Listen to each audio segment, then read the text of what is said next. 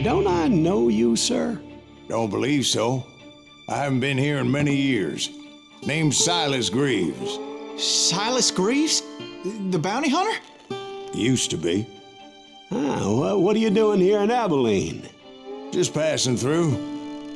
Got a little business to take care of. Well, sir, it would be an honor if you would allow me to buy you a beer. Hell, son, it would be my honor to drink it. I'm Molly. Howdy. I'm Dwight.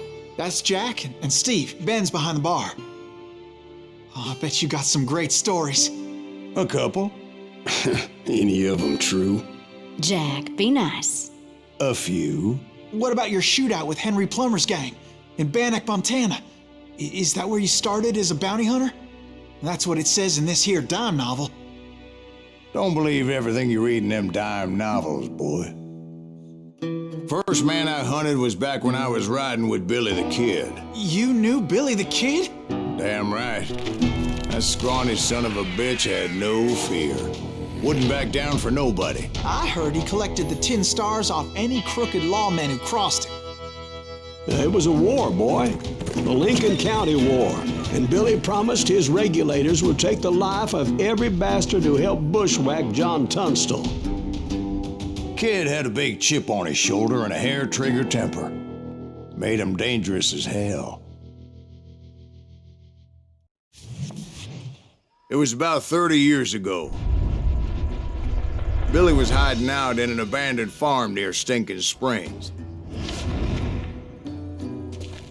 I threw in with the kid because the man I had sworn vengeance on was riding with Billy's enemies. But before I tell you why I want that sumbitch dead, let me tell you what happened that day. I was heading back to the hideout when suddenly I had this funny feeling. Funny, ha-ha? No, Steve. The other kind of funny.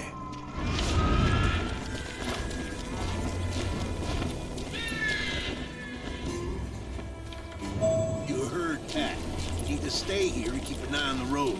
That's not fair. We're missing all the fun. I knew those two morons would never let me through. I had no choice. What the hell? Shoot that sumbitch!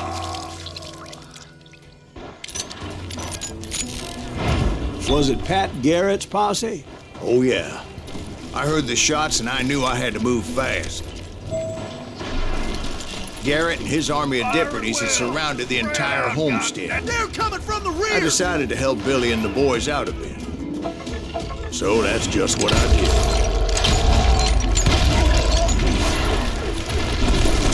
Hey, we have one behind us! As the governor of New Mexico was paying for the kid's apprehension, Garrett was able to hire every gun hand in Lincoln County.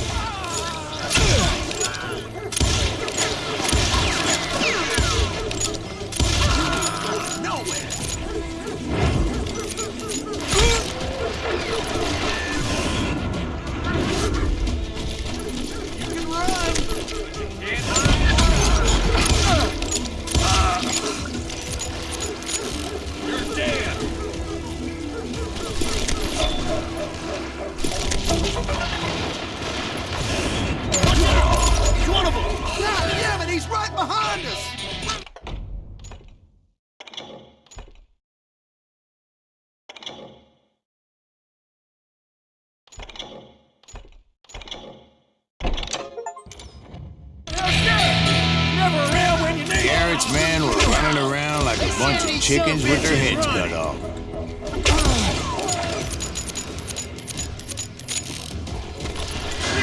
Still, one of them reached the water tower. Not a bad idea. It would be a turkey shoot from up there.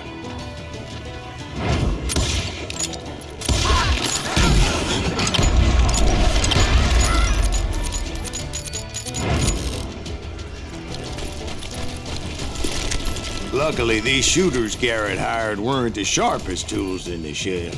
A lot of them were saddle tramps or sod busters or drunken drifters looking to make a few bucks.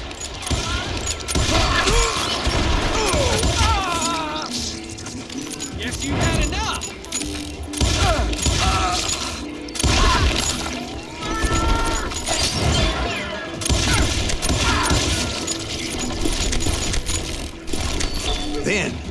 I heard a friendly voice yelling at me from the window. Back door! We'll cover you! Watch your flank! Truth be told, things weren't much better behind the house. I cut their numbers in half, but that just made the ones that were left twice as mad. They made up for their lack of skill with a seemingly endless supply of ammo. It was a bit of a slog, but I finally fought my way around the back of the house. And like that, I was inside, none the worse for wear.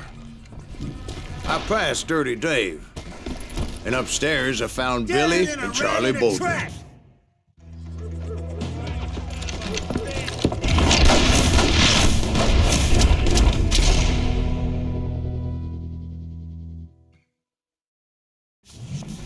Billy looked at me and said, "About time, amigo. Grab a gun and get to the window." Wait, so you were friends with Billy the Kid? Yeah, sort of. Where'd he come from? Anyway, we were surrounded by dozens of deputized shooters who wanted to do us harm.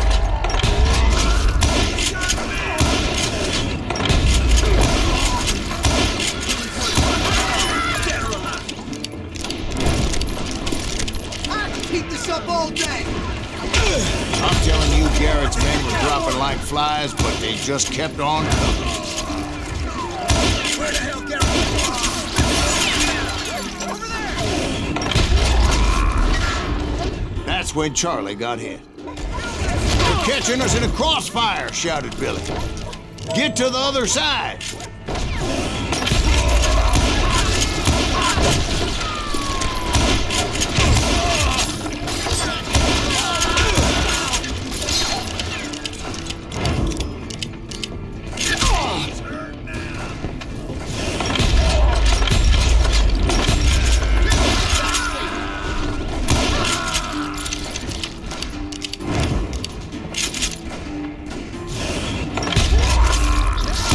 I don't know how many of those cocksuckers I personally put down, but it was pretty clear, even to Billy, that maybe discretion was the better part of valor.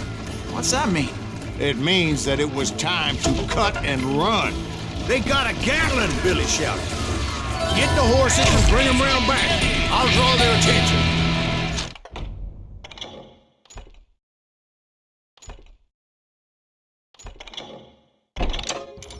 He directed that order at me, and I thought, why the hell do I have to do it? But I went anyway. Dumbass that I was back then.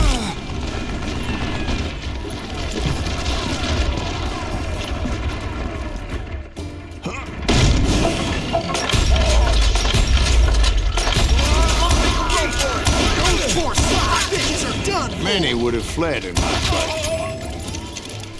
But I had that false sense of invincibility that many young men have. Like Jack here. What are you saying, old man? Jack, he's just joshing with you now. Yeah, he better be. Mr. Greaves, please continue. Please, call me Silas, ma'am. Now, where was I? You were heading for the barn. Making my way past the passel of fallen foes. Sounds like Garrett hired a whole regiment of hired guns. Yeah, and just when I thought I was done with them, more of these hapless bastards would pop up.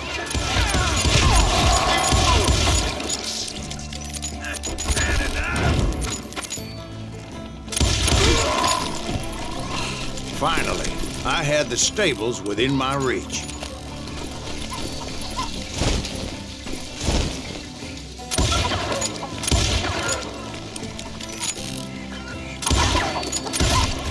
After the fight, maybe we could treat ourselves to some fried chicken.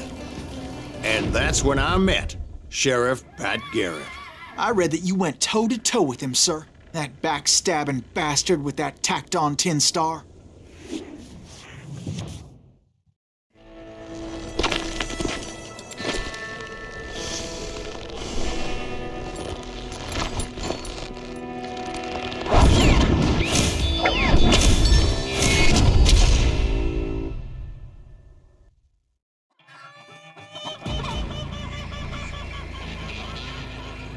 You challenged him to a showdown. You read that in a dime novel? It said he showed no fear as he took your measure with eyes like a rattlesnake.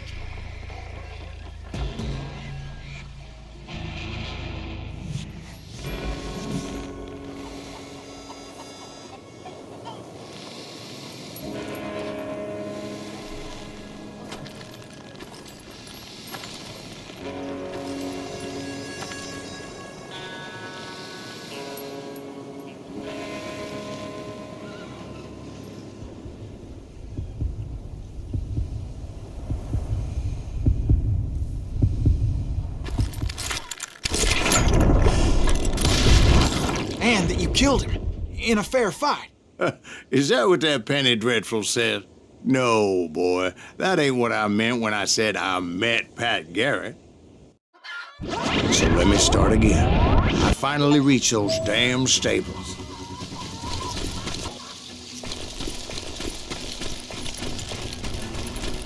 And stepped inside, and... last thing I heard was Garrett's voice. That's not Billy. And go on, how did it end? And, boy, that was just the beginning.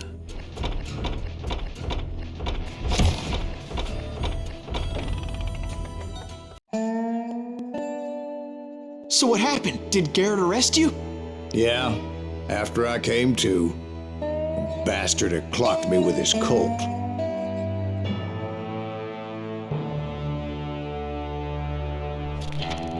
And the kid surrendered?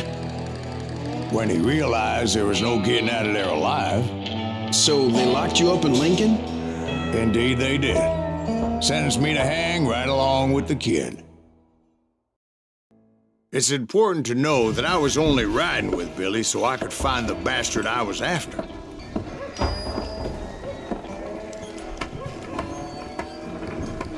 He was with John Kinney's gang, and they were sworn enemies of Billy's regulators. Why were you after him? I owed that son of a bitch a bullet for what he had done to me and mine. Instead, all I got for myself was a goddamn death sentence. Luckily, it was right around then that I heard Billy make his move. He shot Jim Bell and a few other guards as he made his getaway. Later, they wrote that some lady friend planted a pistol for him in the privy. What the papers didn't say is that Billy helped me escape, too.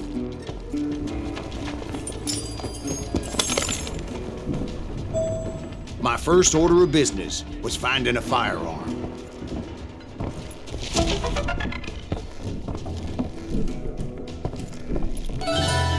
Luckily, I located Deputy Bob Ollinger's mean-ass shotgun.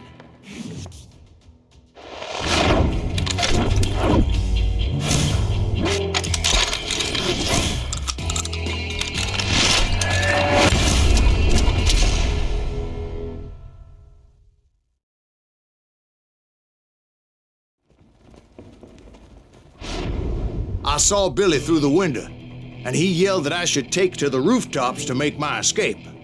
So I did.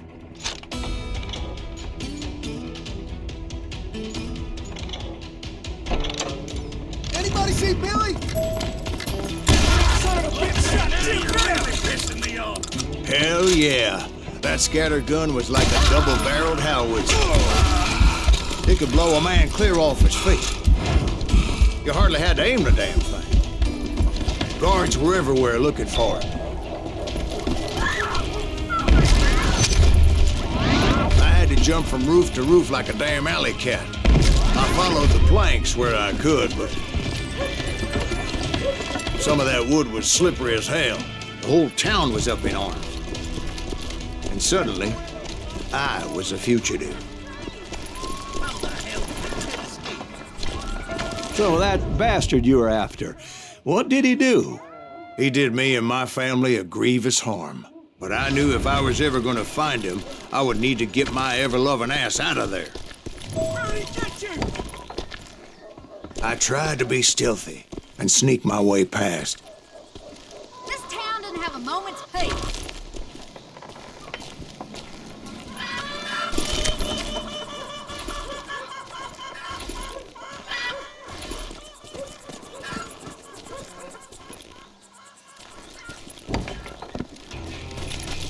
You! But hell, if they weren't all waiting for me. Apparently, some of them thought I was Billy. He's in town somewhere. See, me and the kid shared a certain similarity in build and coloring.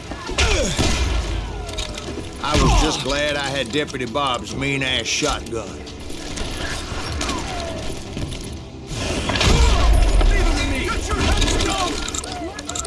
There's children here. So much lead was whizzing by my head, it was like everyone in Lincoln wanted to put me in the ground. I knew I needed to find a horse. So I never did have a great fondness for those four-legged grass eaters. Smelly, sweaty, ungrateful beasts. We prize them too high, if you ask me.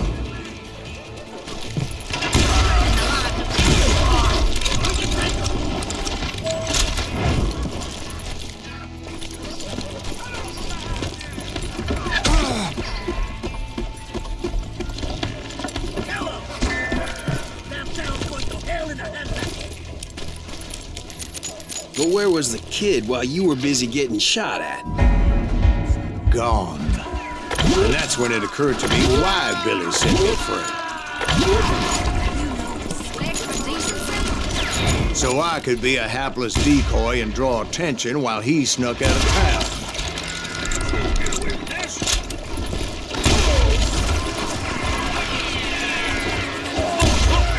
I knew if I made it out of there in one piece, no one would put a price on my head. Because everybody in Lincoln would be dead? No, because they all thought I was Billy, and all that blame would fall on him. Meanwhile, Deputy Bob Ollinger was organizing a posse to put me down. He was already a mean son of a bitch, but he was doubly pissed that I stole his mean-ass shotgun.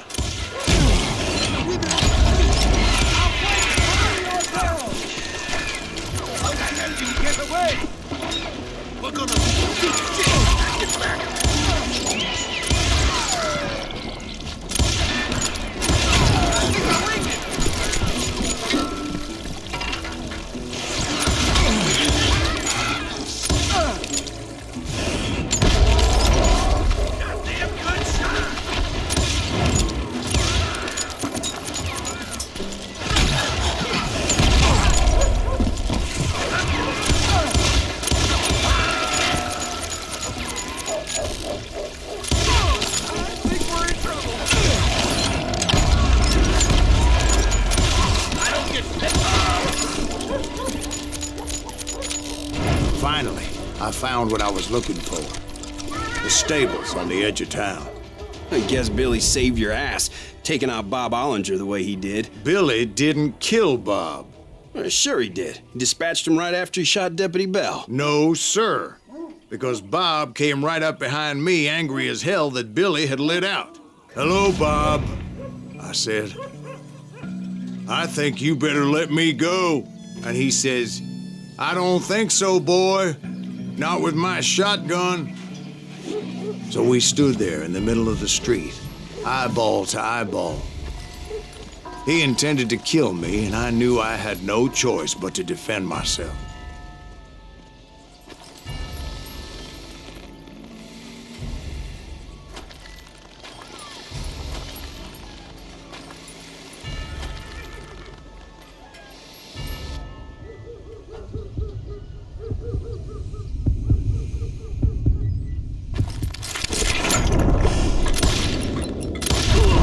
I killed him in a fair fight. Everybody saw I had no damn choice. Well, Lincoln got a mite depopulated that day. Pat Garrett gunned down Billy 3 months later, so his escape was all for naught anyway.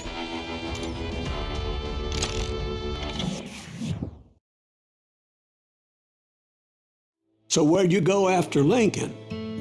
Mexico. Until I realized nobody was looking for me. I ended up taking a job at the Rurales. The Mexican Rurales? I was hired to help them track down the cowboys. The most vicious outlaw gang in Cochise County? Curly Bill Brocious? Johnny Ringo? Led by old man Clanton himself. They must have paid you a pretty penny to take them hombres on. Not really. But truth be told, I had my own reasons for going after those boys.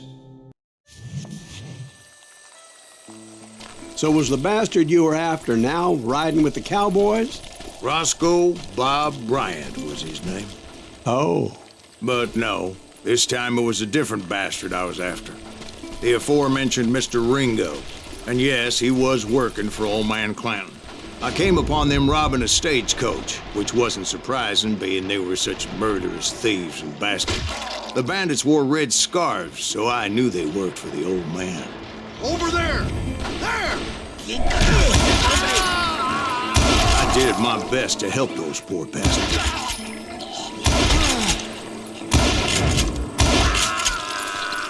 Moments later, the attackers were dead, and I checked the stagecoach to see how many passengers were still breathing.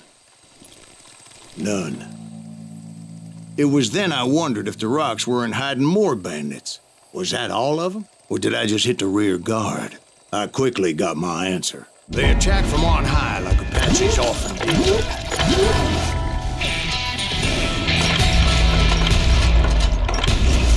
They would appear in great numbers from above and rain down lead on their hapless enemies' heads, making use of the high ground and whatever else they had. Yep, the Apaches always appeared out of nowhere, and there never seemed to be an end to them. Hold on. Were you attacked by Apaches? What happened to the cowboys? Did I say they were Apaches? I said Clanton's cowboys attacked me Apache style. I was in a pitched battle, but I was holding my own against an overwhelming enemy force.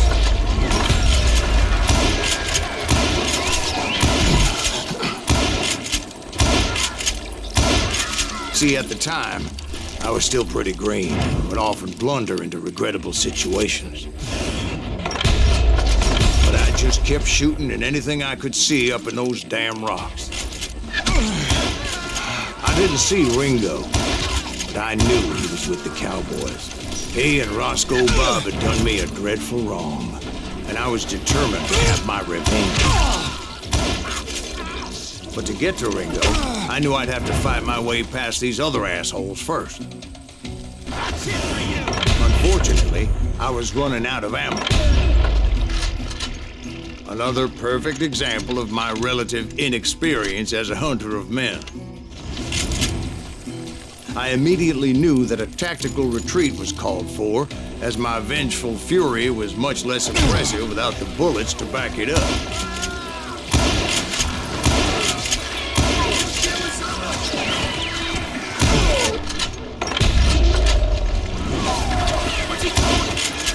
Finally, they managed to corner me. Trapped as I was, the odds of my survival seemed pretty slim.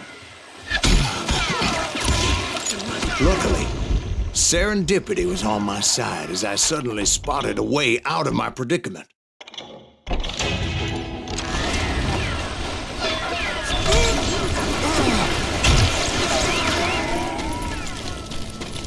Stand and fight, you coward! I ran ahead as if the devil himself was after me. Bullets were whizzing by my ears, but I wasn't about to roll over and die. I just kept running like there was no tomorrow. Because there would be if Clanton and his men caught up with me. As I was scurrying around those caves, I thought, what was I thinking? Going up against a gang like this?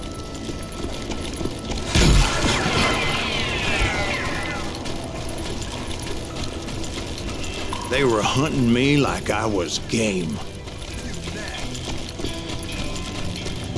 I just kept running, not knowing where the hell I was going. Nowhere to run!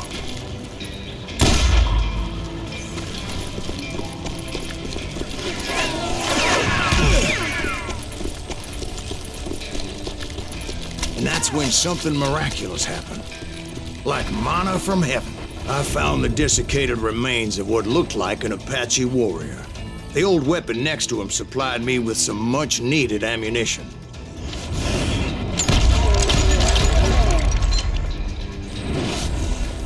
Bat Masterson once told me it was more important to be lucky than good, and he would know. And imagine my surprise when I found a fistful of dynamite to go along with that ammo. That stroke of good fortune evened the odds and bolstered my confidence. It was time to turn the tables. Time for the prey to become the predator. Time for the hunted to become the hunter. Time. All right, Jesus, we get it. They were right where you wanted them. That's right, Jack. I was done running. And the old man's boys were not expecting that. No, sir. I came at them like a wildcat. My fury knew no bounds. It was finally time for that old man to pay for his sins.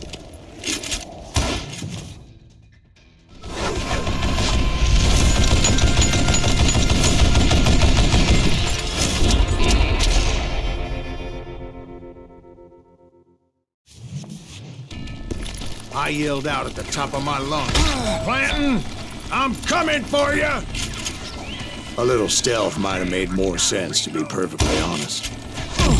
Because that old fool had a Gatling gun and enough bullets to last him till kingdom come. But I knew I could not let that deter me. Not if I was to find and kill Ringo. I needed to get that old man off that gun.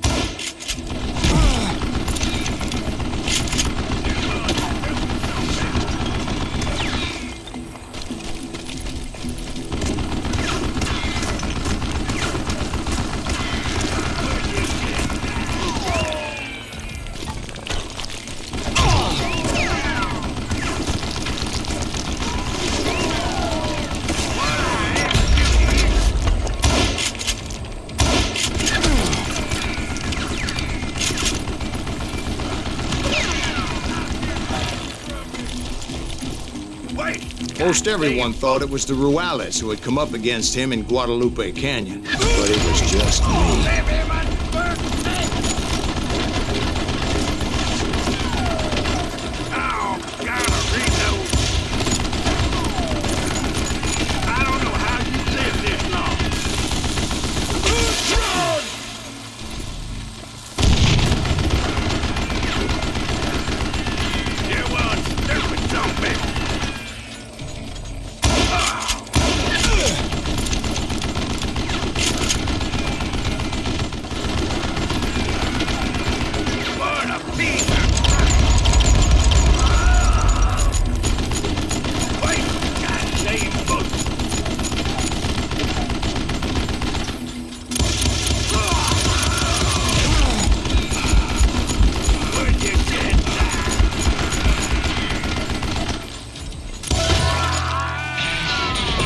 One of the cowboys made it out of there alive and told Ike and Billy Clanton that it wasn't a Mexican who took their father's life that day. They just assumed it was one of the Earps, and that little misunderstanding eventually led to that legendary gunfight at the OK Corral.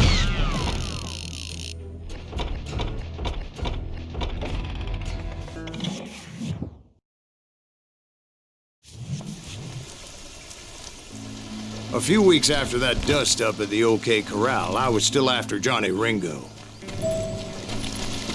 I had tracked him and the cowboys to their hideout at a sawmill, and they were loaded for bear. So what exactly did Johnny Ringo do to piss you off? Well, him and that other bastard. Roscoe Bob Bryant? Yep. They both deserve to die, and I promise I'll tell you why. But first, I need to tell you about the Cowboys' new boss, Curly Bill Brocious. Colonel's coming! Get ready, boys. Curly Bill took charge of the Cowboys upon the old man's demise, and after that gunfight at the OK Corral, the Clantons wanted revenge. So they murdered Morgan Earp and grievously wounded his older brother, Virgil.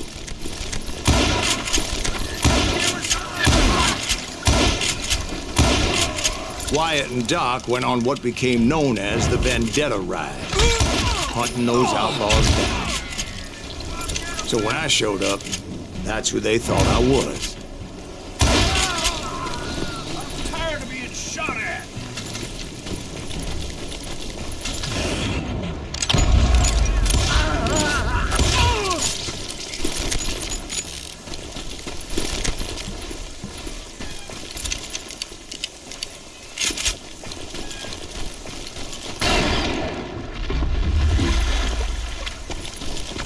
There were killers around every corner, all wearing red bandanas. That's how the cowboys identified each other. And I was beginning to wish I had one myself. But I wasn't about to let Ringo walk away unscathed. And that's what drove me forward. They say that Ringo was infernally fast. I hardly saw anyone faster, boy. Certainly not Wyatt Earp. That man was all hat and no cap. Earp wasn't much of a match for him, but Doc Holliday might have taken him. That lunger should have kept his nose out of it. They never charged anyone for the murder of Morgan Earp. But everybody knew that Curly shot him in the back. That was common knowledge. Yeah, maybe so. But Ringo had nothing to do with it. He was just being loyal to a friend. Is that what you call it? Being loyal? Excuse me, sir. I have a question. What's that, Dwight? After old man Clanton died, why didn't his son take over the Cowboys? Because Ike Clanton was dumber than a box of rocks and a yellow belly to boot.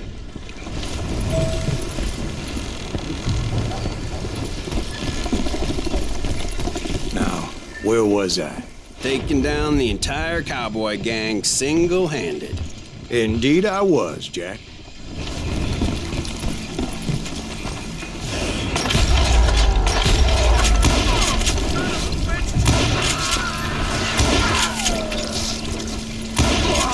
Though it wasn't easy, as those boys had good cover.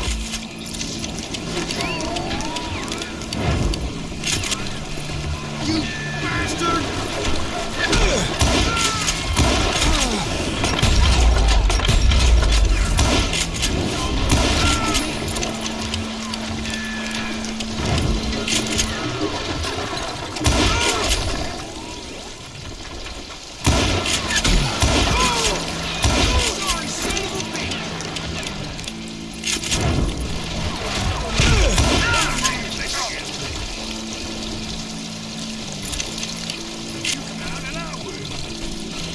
Boy, you are get out of luck. Can you get around corners? Dynamite! Get away with this.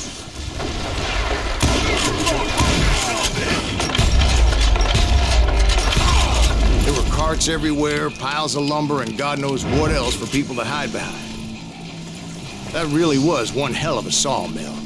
Quite an impressive operation.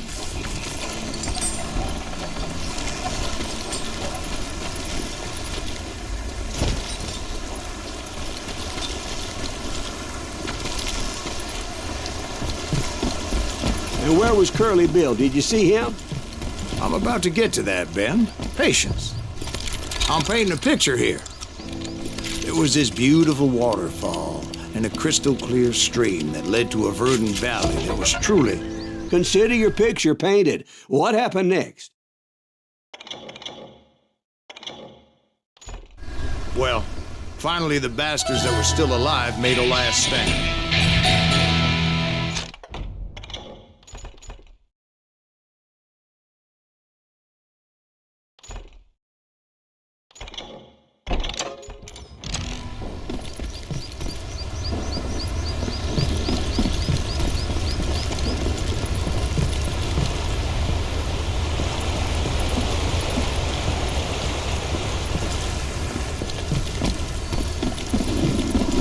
Curly Bill, Johnny Ringo, and his compadres took off into the lumber yard, and I followed after.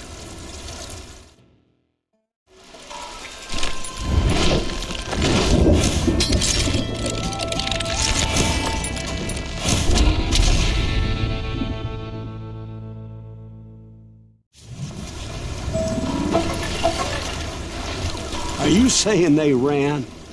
Cowardice was not in Ringo nor Curly Bill's nature. No, sir. I never said they were running scared. They just wanted me out in the open.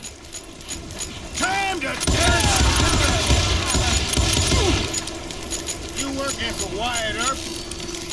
I'm a son. Send you to kill me?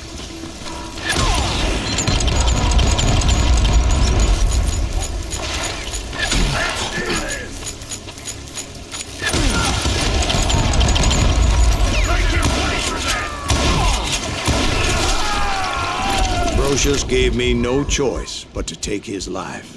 But Ringo was nowhere to be found. I knew you didn't kill Ringo, because he was found dead in a different location altogether. To this day, his killer is still unknown. Indeed. Took me a few months before I finally tracked his ass to West Turkey Creek Canyon.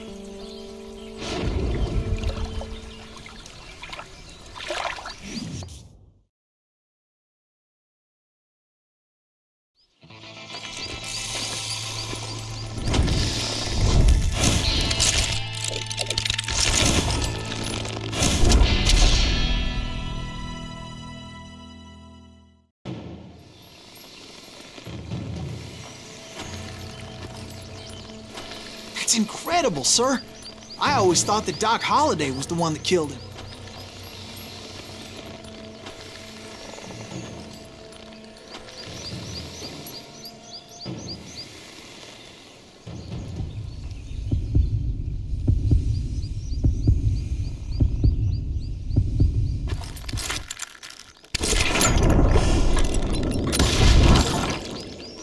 Sorry I had to ruin the legend for you, boy.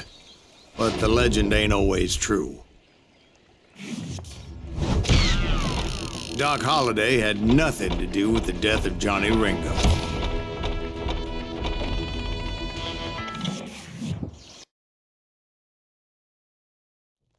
I was paid a healthy bounty for Ringo and Curly Bill, and realized there was real money to be made.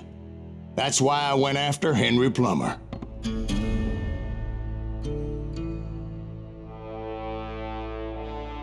Wasn't he the sheriff who augmented his income by shaking down miners and robbing gold shipments? That's the one.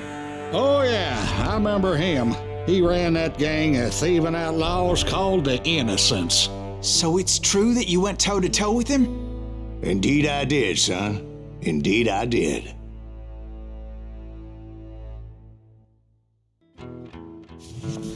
I knew I needed resources if I was going to track down Roscoe Bob Bryan, and hunting Plummer looked like a good way to get rich quick.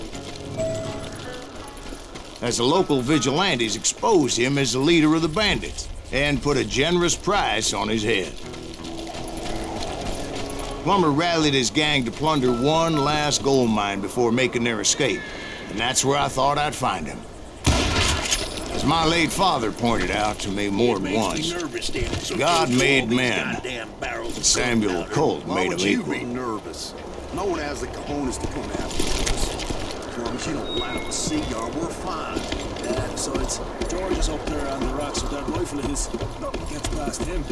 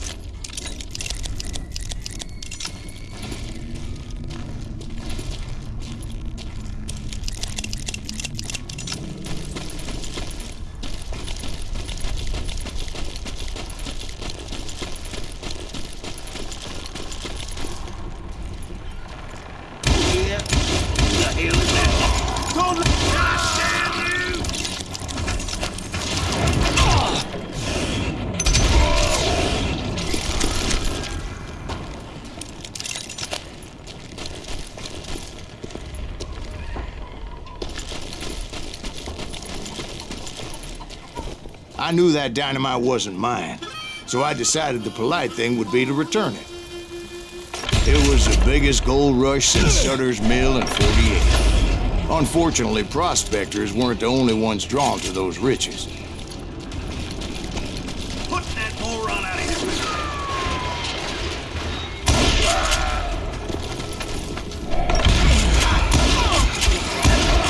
There were thieves, killers, robbing travelers, and hijacking gold shippers. Like those that ran with Plummer. Some were just regular folks I knew from town, drawn by greed and easy pickings. I do not deserve to die. Charlie Crow, the blacksmith. James, who worked in the stable. Plummer had a lot of men on his payroll. A hell of a lot. That son of a bitch pretended to protect the public with one hand while stealing them blind with the other. Of course, the rest were veterans of the Civil War. Stone-cold killers trained on the bloody fields of Shiloh and Antietam. He set up a defensive perimeter which I had no idea how to breach. Dangerous, desperate individual. I was outnumbered and in way over my head, but I was too damn stubborn and stupid to realize it. I thought I was some kind of hero. I finally made it past and headed on to meet my destiny. But first, I had something I needed to figure out. I had a few ideas on how to get into that mine, but once I made my decision, I knew there was no turning back. So my first thought was to enter the nearest mine portal. I saw an entrance. Made sense. It was the quickest way in, but that also made it more dangerous, as there would undoubtedly be enemy pickets posted along the way. Damn you! I'm putting you down! Besides, once you enter a mine like that, it's easy to get all turned around. And that confusing maze of corridors wouldn't even be the worst of it. Some of those shafts can be as deep as hell. A single stumble or misstep can easily end in a deadly plunge to oblivion.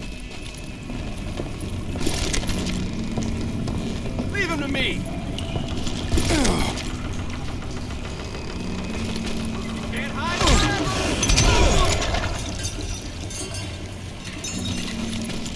Quick reflexes often make up for a lack of common sense. Luckily, I was never one to be easily bushwhacked. I would just need to be careful not to blow myself to kingdom come. With all that gunpowder and dynamite everywhere, a body has to know what he's shooting at. There you go!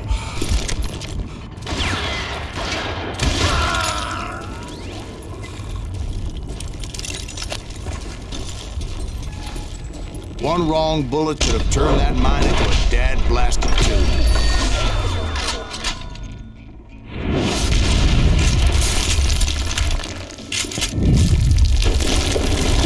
I freely admit that my plan of attack was not just moronic, but clearly insane.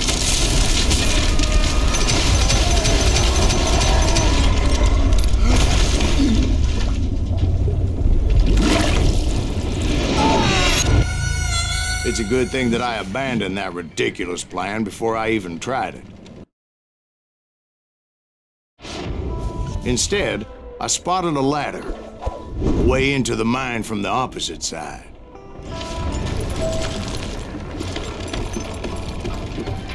It was a long way around, but that approach seemed more sensible at the time. Of course, being I had a problem with heights, that scaffolding scared the bejesus out of me. Climbing down that ladder required some caution, because even though I had a younger man's reflexes, I was determined not to give up, however.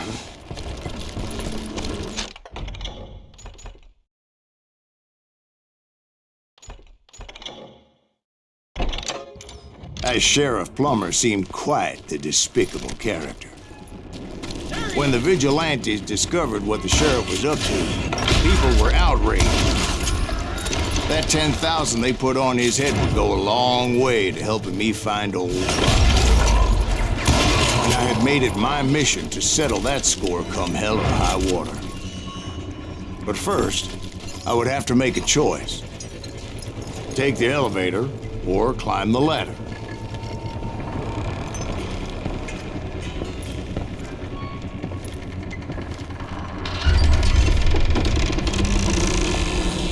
I picked the more convenient and more dangerous route.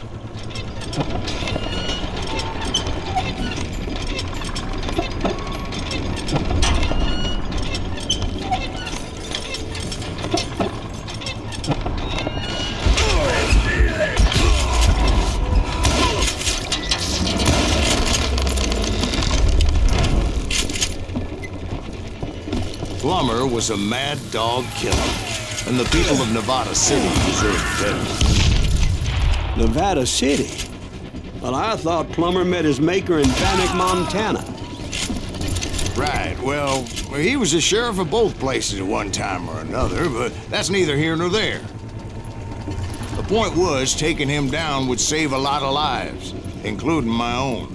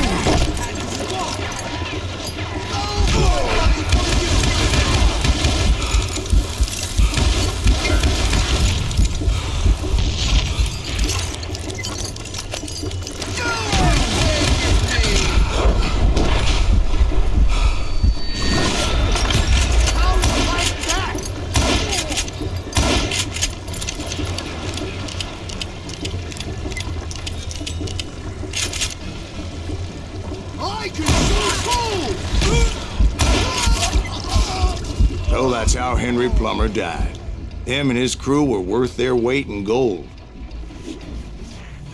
And now, I was officially a bounty hunter.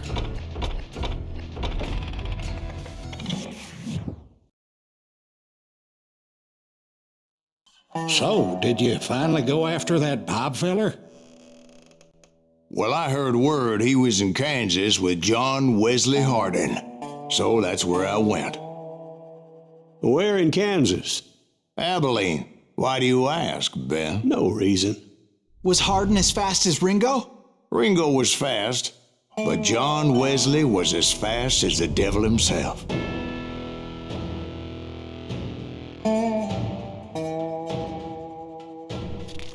Hell, he killed his first man at 15. From that day forward, he had a price on his head and wouldn't back down for nobody, not even Wild Bill Hickok himself.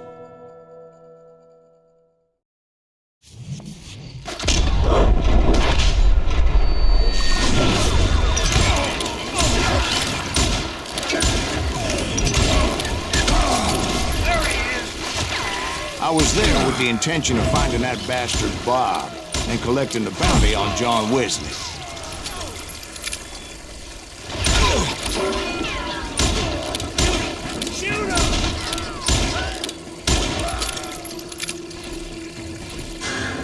I thought the Texas Rangers got Hart. Yeah, that's what they want you to believe.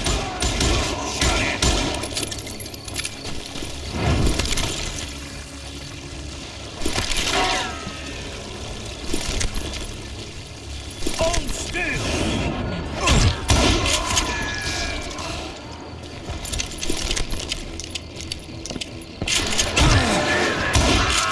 It was cold in a witch's tit and a brass bra that night as I fought my way past his loyal compadres to the very same saloon we're sitting in today. Look around and imagine this place painted in blood. Hardin was waiting for me, and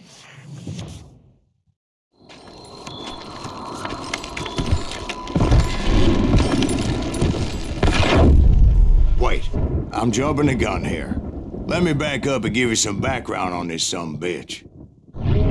He deserves that much. Don't you think so, Ben? John Wesley Hardin was a killer. By the end, he confessed to taking the lives of 42 men. He was a bona fide folk hero by then, and had amassed a gang of armed miscreants and other assorted thugs. He and his men set up camp outside of town, and I was hoping Bob was among them. Shoot that son of a bitch! They didn't ask why I was there. They knew.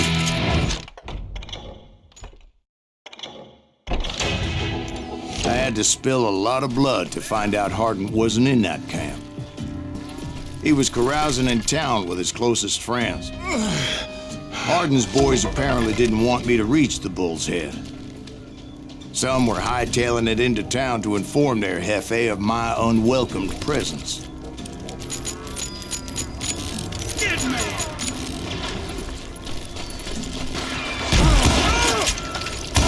You can't hide from me!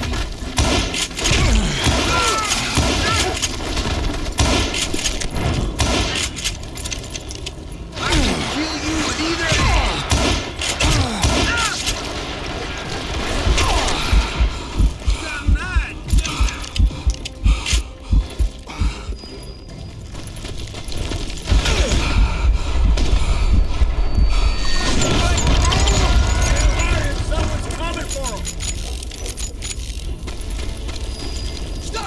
Bitch! I'm just getting Let the started. boys know we got another law dog.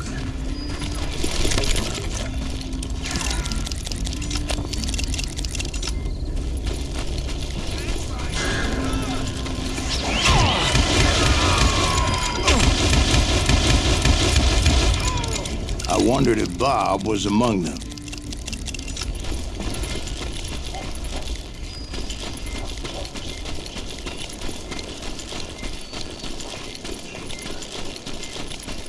And I steeled myself for the fight ahead. For as good as I was, deep down I wondered if John Wesley wasn't just a little bit better. Before I could test my mettle against Hardin, however, I would first need to dispatch his cadre of hired killers. Most of these degenerates were beyond redemption, but John Wesley might have been a different story. I didn't learn until later that that night was in fact his birthday celebration.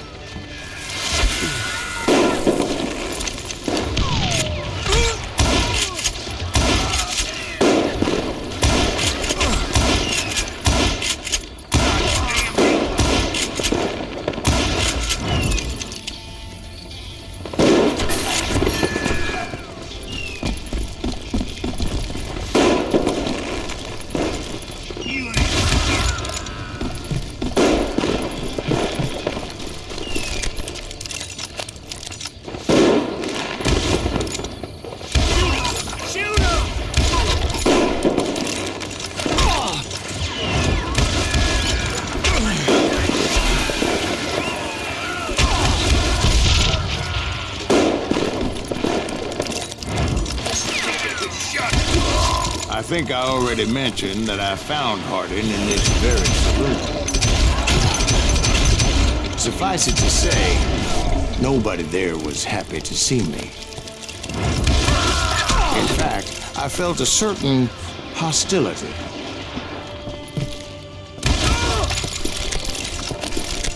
You lily-livered son of a bitch!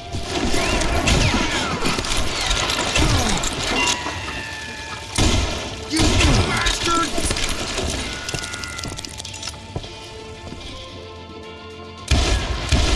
You one sorry son of a bitch!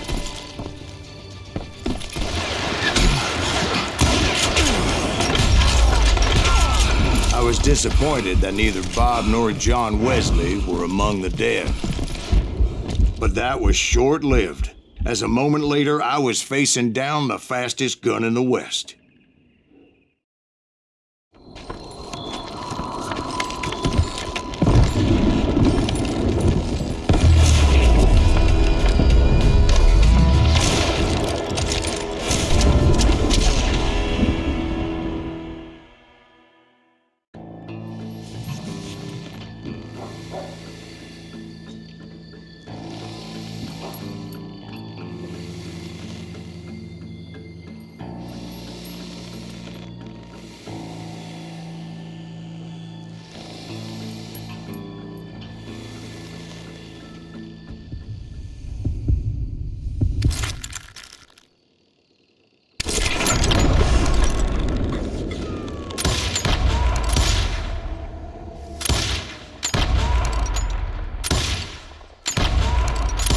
That man was faster than greased lightning. But being inebriated as he was, he didn't count his shots. And now, he was at my mercy. So he didn't die? No, I sent him to prison. Years later, after he was free, some restless Avenger took his life.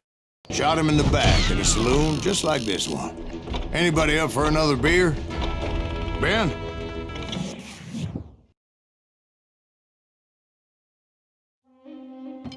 Thank you, darling. Yeah, some say revenge is a dish best served cold.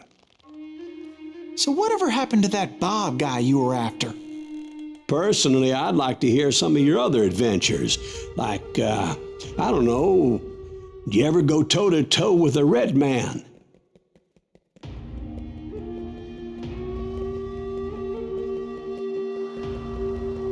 Yes, I did, Ben. I remember once I was after this renegade Apache, Grey Wolf. Strangely enough, revenge was also his primary motivation.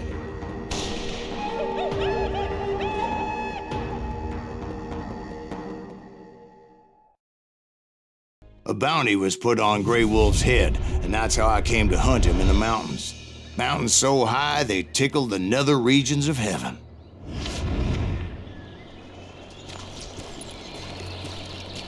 Grey Wolf was a Chiricahua Apache medicine man who had led a war party in revenge for a massacre against his people. The U.S. Army had attacked his tribe during his daughter's sacred sunrise ceremony, and the slaughter was unspeakable.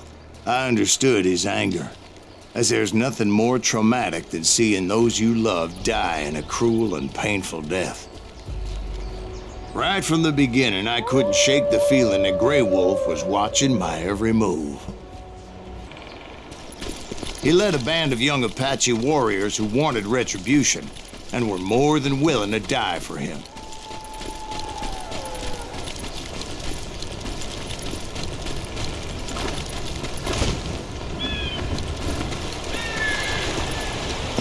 They saw me before I saw them.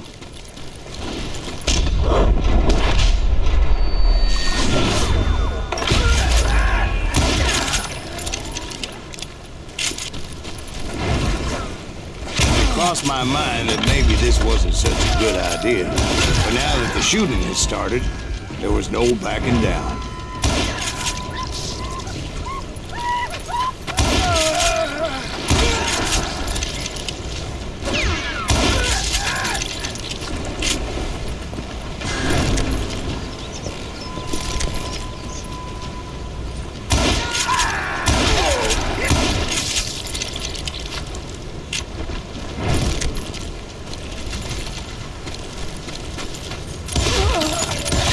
It was rugged country, the winter home of the Chiricahuas, and that's why they had retreated there.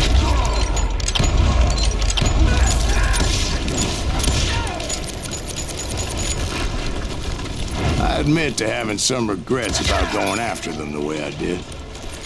But then again, I got a lot of those.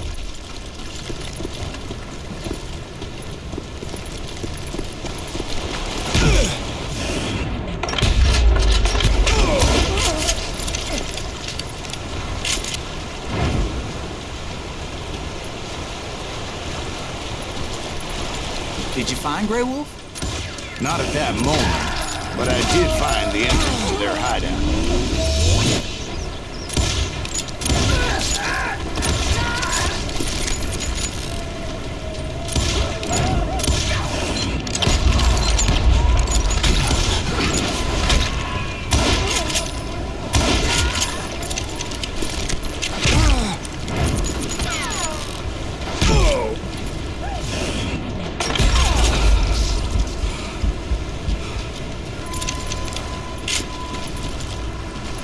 Deep crevice that led to a deeper cave.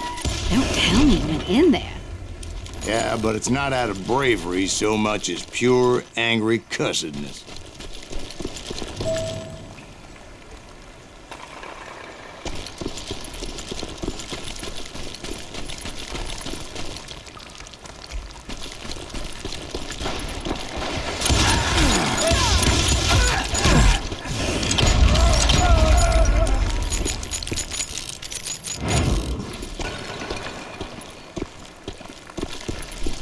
See, back then, I had a stubborn streak a mile wide, and I wasn't about to back down. So it was like pitch black in there? Actually, it was pretty well lit, as they had torches on the walls.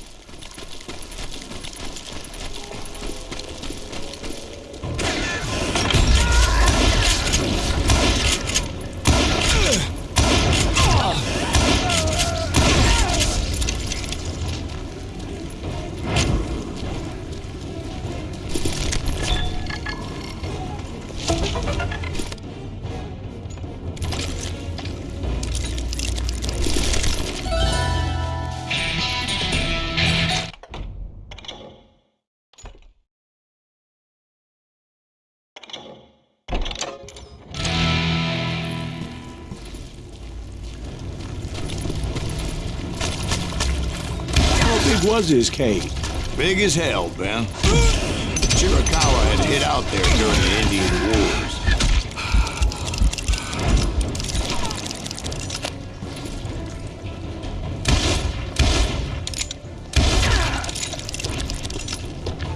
They thought it was haunted with the ghosts of those murdered by the horse soldiers. The cave was haunted with dead Indian ghosts? To be honest, I was more concerned with the live ones than the dead ones.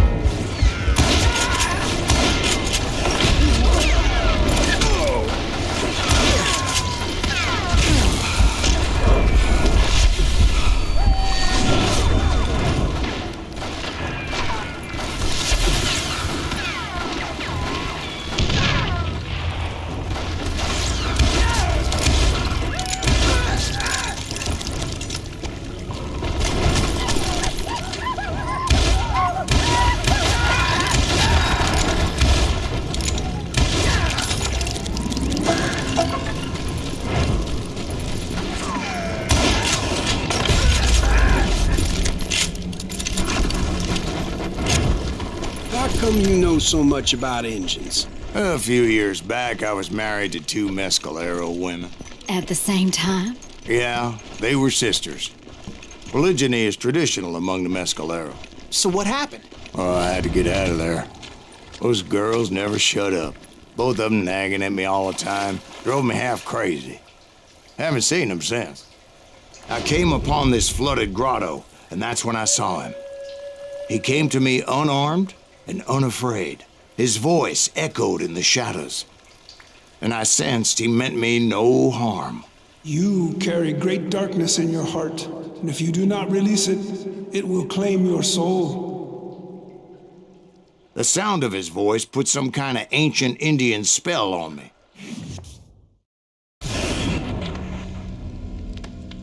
as his story unfolded in my mind. You will come to this place again and kill many more men, and the darkness will grow until it consumes everything that you are. The soul would have no rainbow, the eye have no tears. He said I was a great warrior, a coyote man, unequaled by any other pale-faced warrior, or something like that. Snakes will bite shadows of your past until a venom poisons your heart, and an echo of the song of the dead summons the spirits deep from within the mountains. I didn't quite get what he was saying, but there was definitely snakes. And indeed, his warriors surrounded me and attacked me like hungry wolverines. They couldn't stop me, though, and Grey Wolf wasn't in the mood for idle talk.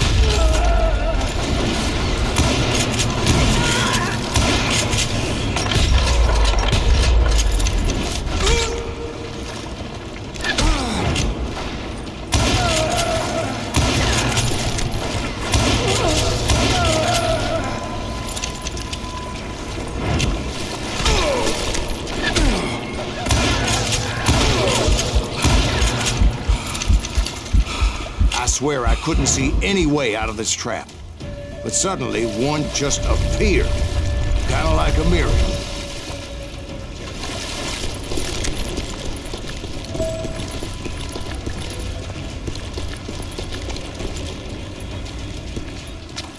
I felt like I would be lost in that damn cave forever.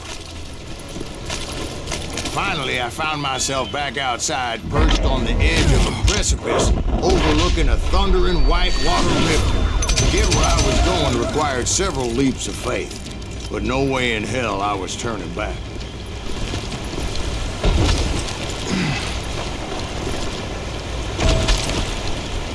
I chased after him, determined to make him explain the meaning of all that mumbo-jumbo. Mumbo-jumbo is right. Are you making this all up as you go?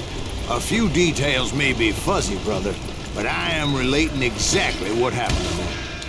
There were dozens of Apache warriors aiming at me from on high. Dozens? Well, maybe not dozens, but there was a lot of them. At least 3 or 4. Well, more than that, little lady.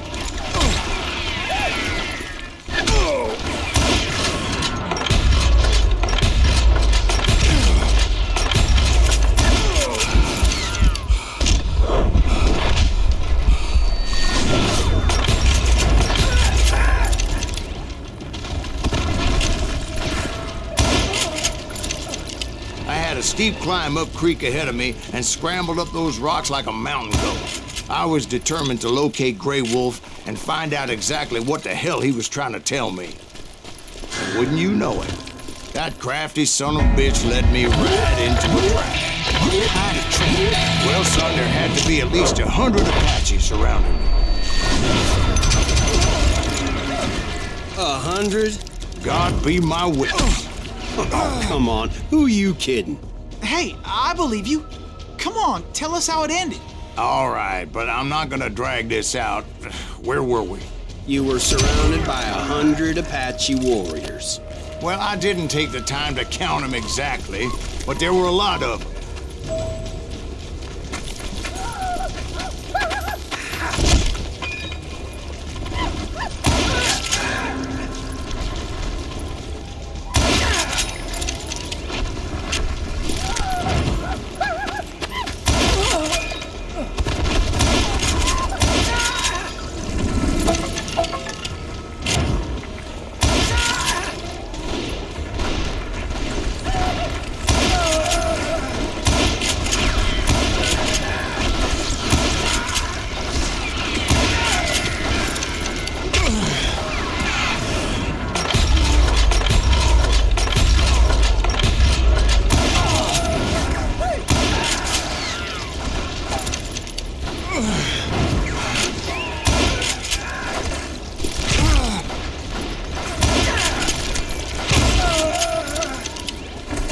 And in the end, a path appeared before me that I had not seen before.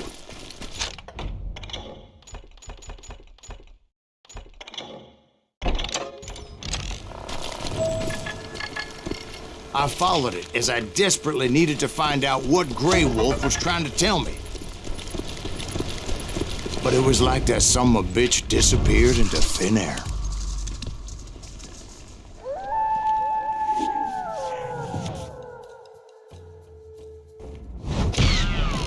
Never did find him. And never did collect my goddamn bounty.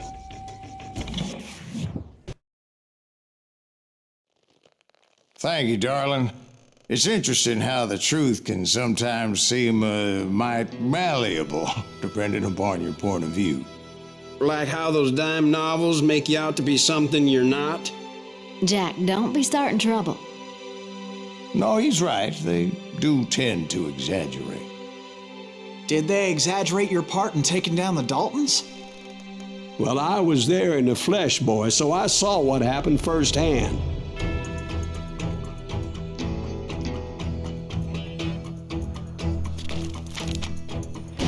Those Daltons were lawmen once, before they all went bad, robbing banks and trains clear across the territory. Until Coffeeville, of course. I was one of the citizens who took up arms that day. Fighting on the side of right? I did my best, sir. We all did.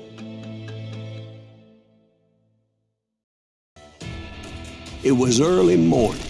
One of my friends was a local gunsmith, and he handed out firearms to anybody who'd take one. You see, the Daltons got it in their heads to rob 2 banks at the same time. 2 banks on the same damn street. The story was Bob Dalton's girl was always writing about how he had no ambition. Well, you're nobody next to Jesse James, she'd say. Finally, the bastard took his brothers to Coffeeville just to shut her up. Well, the locals recognized the Daltons right off. Before they could get away, half the town took up arms to defend their property.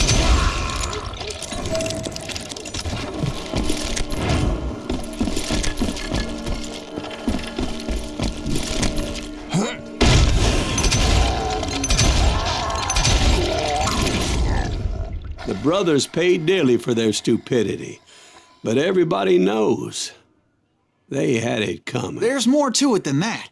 I read all about that day, so I know for a fact that it went down very differently. First of all, it was high noon. A posse of U.S. deputy marshals were on the rooftop across the street. Get ready, boys. They're gonna make a move. The lawmen had been tracking the Daltons for months. Now they finally had them dead to rights. But those boys had a reputation as stone-cold killers, so the marshals took every precaution, knowing they wouldn't go easy. Among them was a bounty hunter feared by many a lawbreaker. The marshals tried to get the Daltons to surrender. They'll give up eventually. We just gotta wait for some bitches out. But this bounty hunter knew that the brothers were far too proud to ever lay down their guns.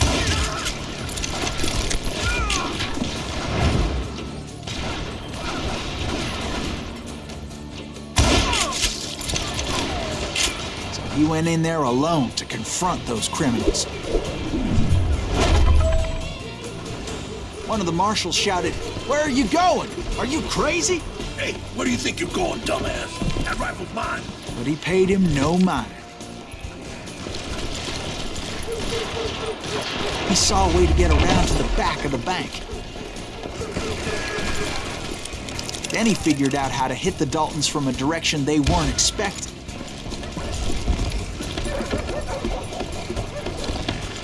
A moment later, he was climbing up a steep ladder, laughing at danger as he did. It was brave men like him who risked their lives to tame this wild country.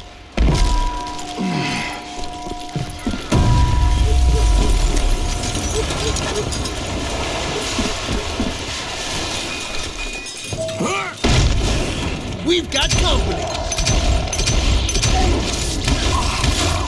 Heroic men like him, who did what other men couldn't or wouldn't to make this country free. Like Jim Bowie and Davy Is that Crockett, Silas Greaves? died to send the alley. Bitch! God damn you!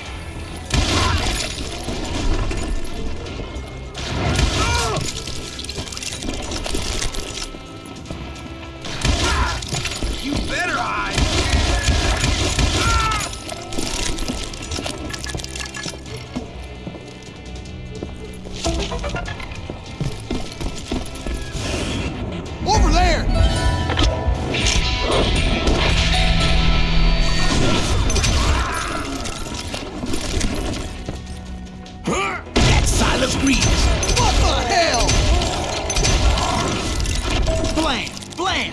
He came away victorious, taking down those thieving Daltons.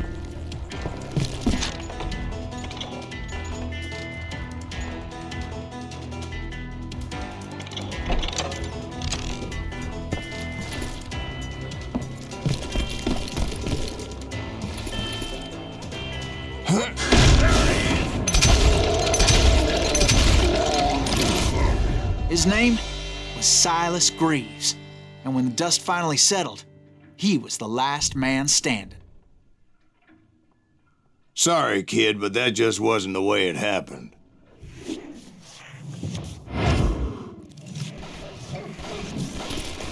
It was early evening, not high noon. The Daltons blew up a safe, and were all set to hightail it out of there. Those pathetic deputies surrounding the bank were dropping like flies.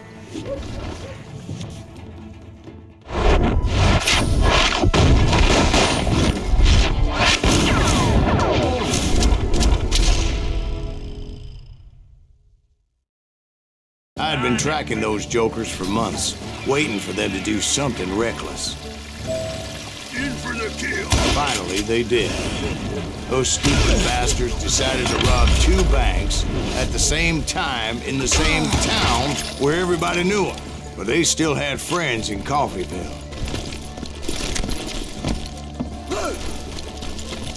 Blink him.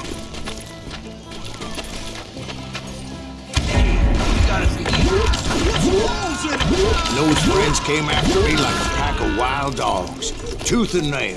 They were coming at me from all directions. I caught sight of the Daltons running with the money and didn't want to lose them. Problem was, they knew the town better than I did. And to top it off, I found myself in the middle of another shootout entirely. Did the Daltons hole up in somebody's house?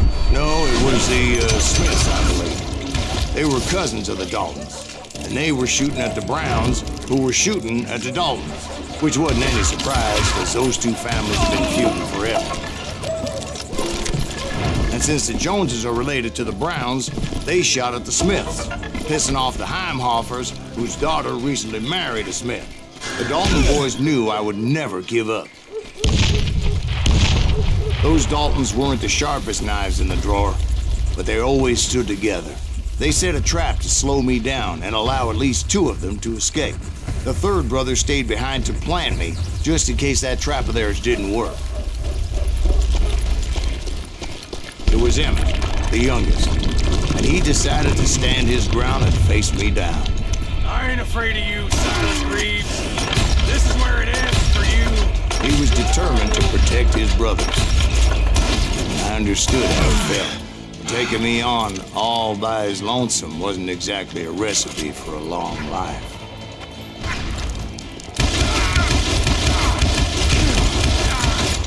It's hog killing time.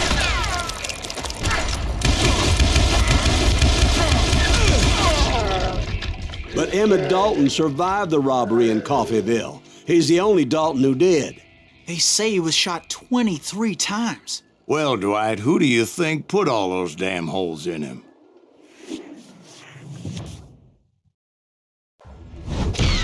But I have to admit, that boy had grit.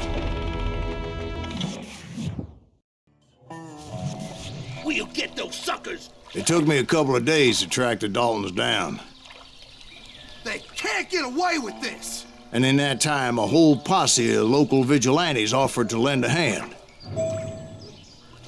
We'll track him to the ends of the earth. They seemed as determined as me to find those outlaws. But as we headed into those swamps, it was like I had my own private army. There was no way those boys were getting away this time. It was early fall, right? Beautiful time of year. At least you had the weather on your side. Not by my recollection. It was damp and foggy as hell. It was tough to stay on a true course. So we kept an eye out for landmarks.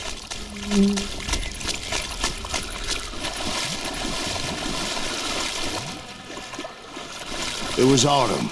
The maple trees were in full color, red as blood.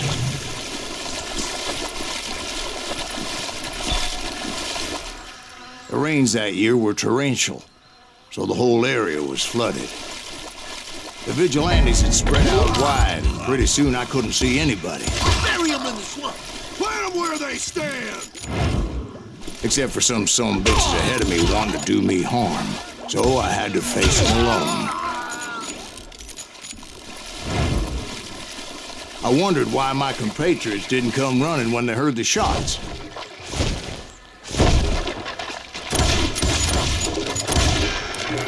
So did you find the Daltons? Not yet, but I did have the questionable pleasure of meeting a few of their friends. Like that,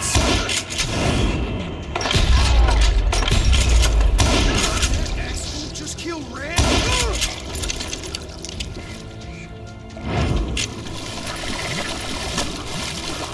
The boys had established quite a reputation by that time, so they attracted all manner of riffraff to their cause.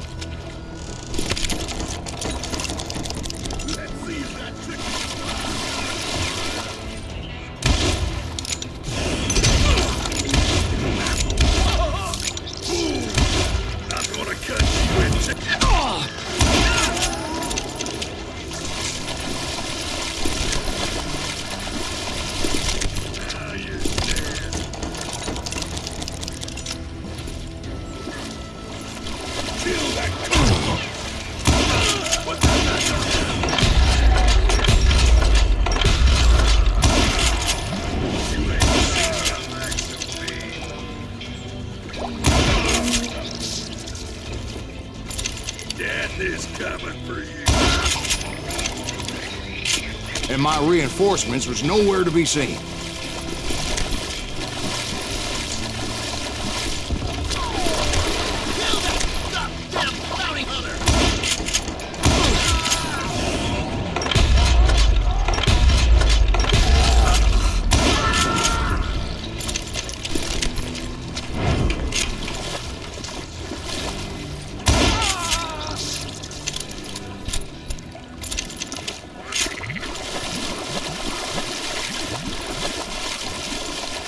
Well, luckily, a barn materialized as if right before my eyes. I scrambled up top to get a better view, but just ended up falling inside.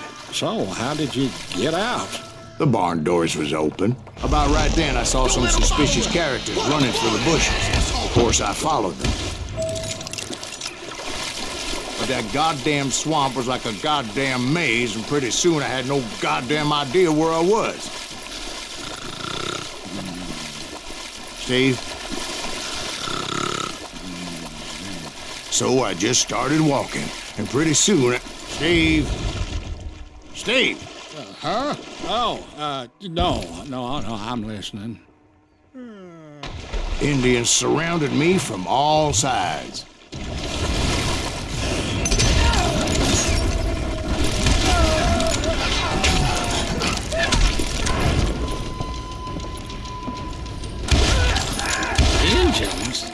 They were Indians? No. I just wanted to make sure Steve was paying attention. Now, where was I? You were following the Daltons through a swamp? That's right. See, Steve? Dwight's paying attention. Oh, I'm listening. I was just resting my eyes. So, where was I? The Daltons. Right.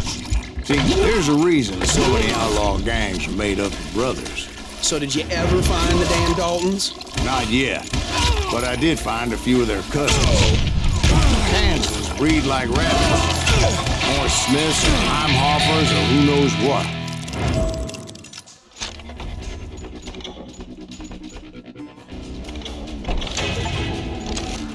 But hell, what's more important than family? I bet Ben knows what I'm talking about.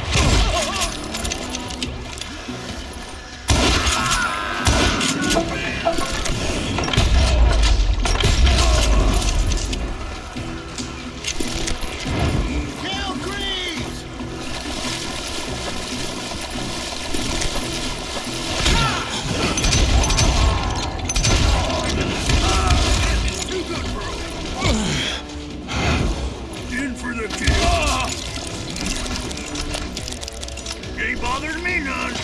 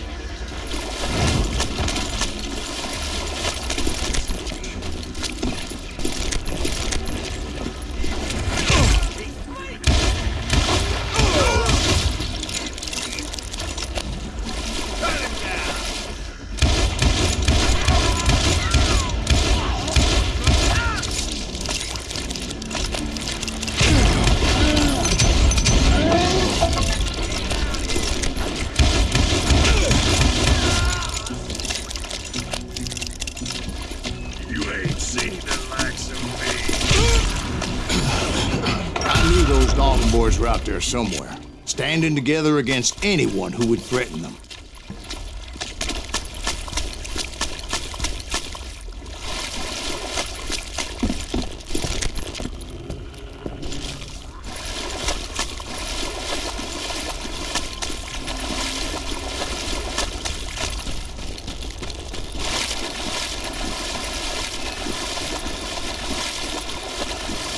And that's when I saw it. A goddamn steamboat. A steamboat in a swamp? Yeah, Steve, but this wasn't much more than a wreck, really. But how'd a damn steamboat end up in the swamps? Guess it floated off during the flood of '89. Now, was it a stern wheeler or a side wheeler? What? Does that really make a difference, Steve? It was a steamboat with a goddamn army on board. It was then that a fusillade of bullets come raining down from our house. And those vigilantes who accompanied me weren't anywhere to be found. But among those men that were shooting at me, I thought I saw some familiar faces.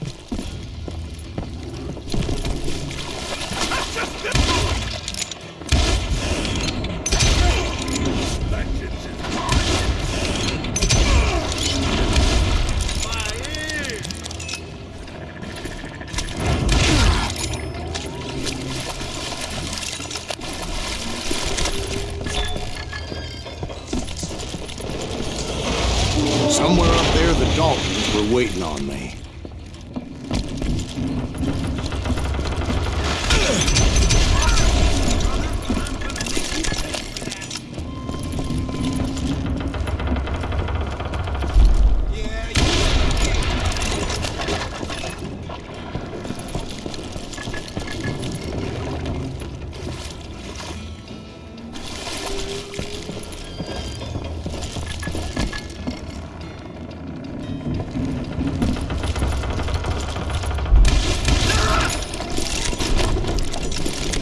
Sounds like you don't give up too easy. That's the kind of man I am, Ben. I set out to do something.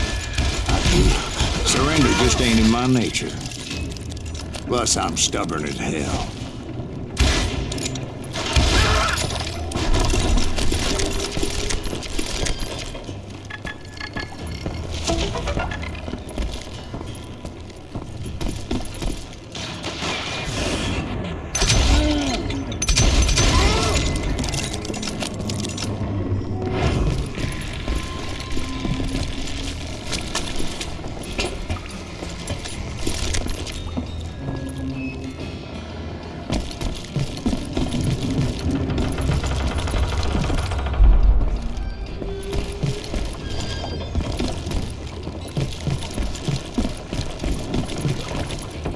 Right about then, much to my relief, the vigilantes finally arrived.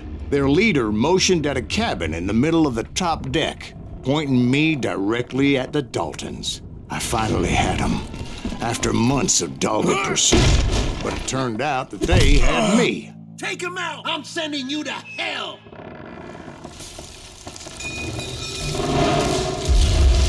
The Daltons had played me like a fiddle. Apparently, the vigilantes were on their damn payroll. They didn't just want to shoot me. They wanted to burn me alive. But finding my way out of a burning labyrinth proved to be quite a challenge. It was a riverboat, right? I mean, it's not like it was a goddamn ocean liner. Well, yeah, but I was in a fight. Did you hear about that ship that's gonna launch next year? Largest one in the world. We're talking about the Titanic. If you ask me, it's too blessed big. I don't think it'll even float. So anyway... Don't be stupid, Steve. They know what they're doing. They say that the Titanic is unsinkable. Oh, God. But getting back to that steamboat, how'd you get off it, Mr. Greaves? I took in a lot of smoke that day, so I admit my recollection might be a bit hazy. But somehow I managed to finally disembark. It was time to settle this once and for all.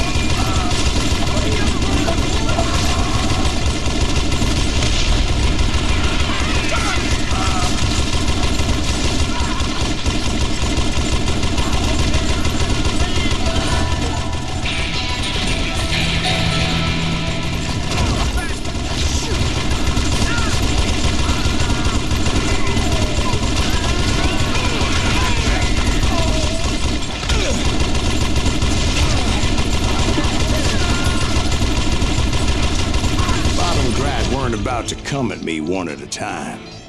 They were in this together. Two brothers side by side, determined to take me down. Confident that this time the odds were on their side.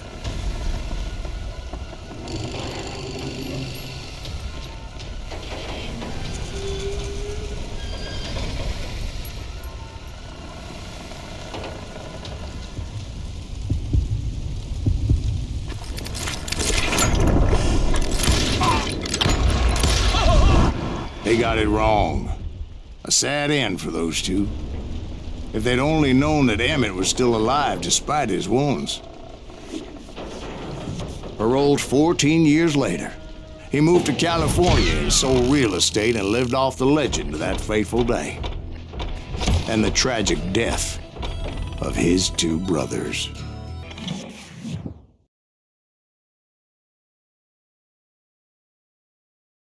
My own brothers died tragically as well, truth be told.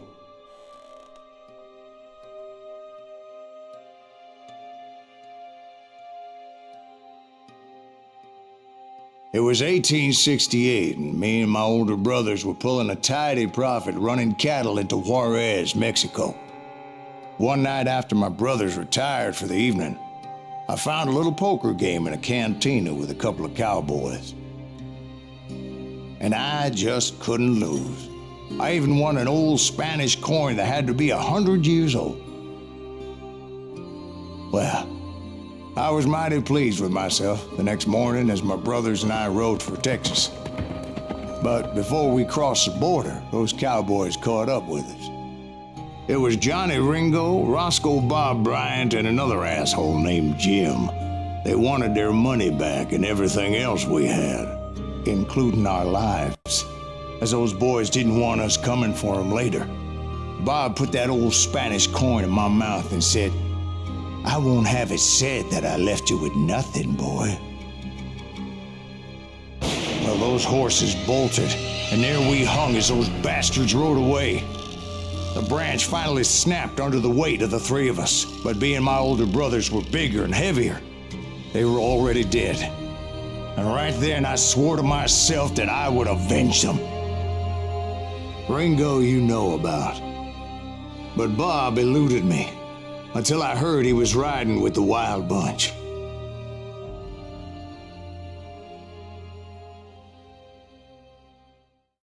I'd been on their trail for months, ever since they left their hideout in the Bighorn Mountains. Led by Butch Cassidy, they were a loose association of outlaws who robbed banks and trains from Colorado to Montana. Among them was the Sundance Kid and that murderous hombre I was tracking, Roscoe Bob Bryant. They blew the bridge with the intention of forcing the train to stop. Well, I assumed the Wild Bunch was likely in the still intact part of the train high above. I was determined to make that sumbitch Bob pay for what he did to my brothers.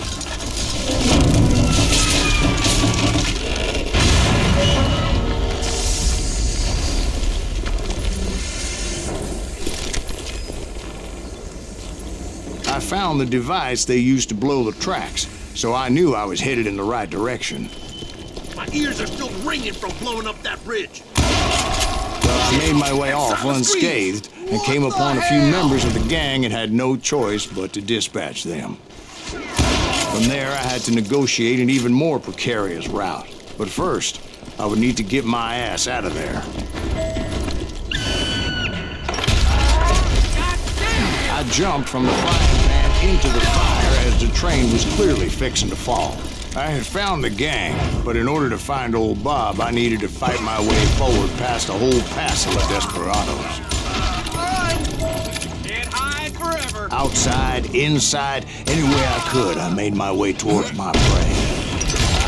Well, what about the passengers? It was mostly a freight train, as I recall. There were no passengers aboard that day.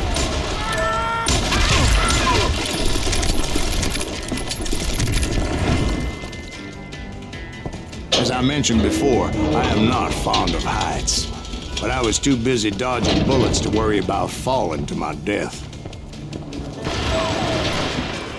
Odds were I was likely to die that day anyway. So I was determined to take down as many of those bastards as I could. At times, it was like shooting ducks in a shooting gallery. The only difference is these damn ducks shot back.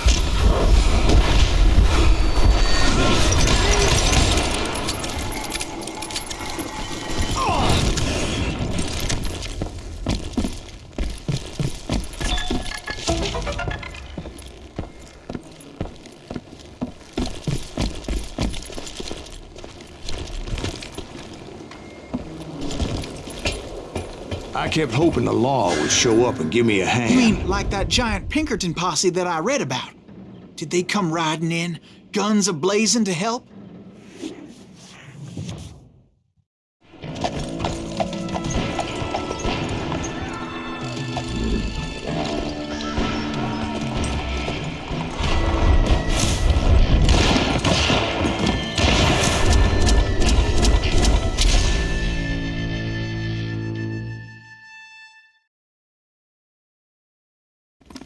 Help? From the Pinkertons? No, son. I had to fight the Wild Bunch all by my lonesome, as usual. Who the hell is that? You hear me? Take cover! Betray! He's killing everything! Kill us all! Like that!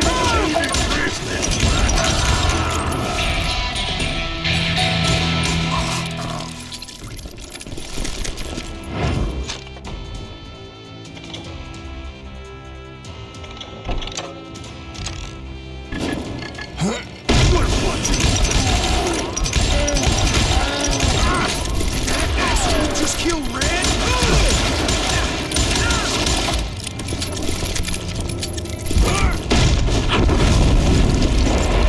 Guess is those dime novels didn't portray this as it happened, did they? Only a few stragglers were left. I had to cut them down pronto if I was going to stay on old Bob's trail.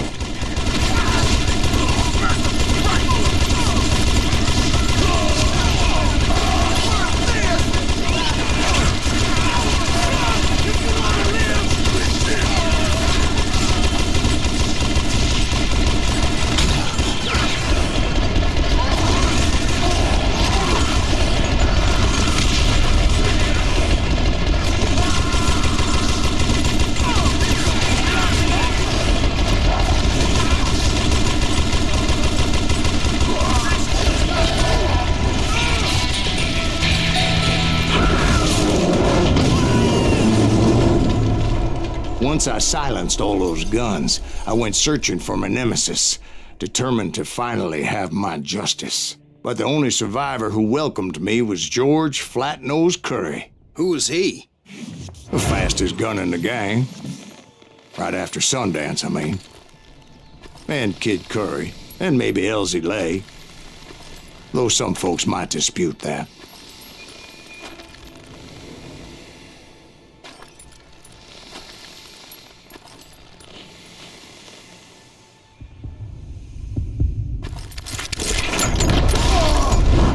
On that very same day, Butch Cassidy and the Sundance Kid decided to leave the Wild Bunch behind and decamped for South America.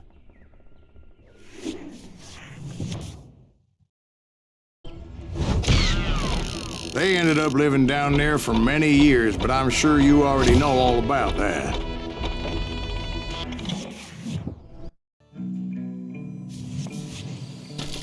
I tried to find Bob Bryant, but it was as if he'd disappeared. Sometime later, I heard the Wild Bunch was back together.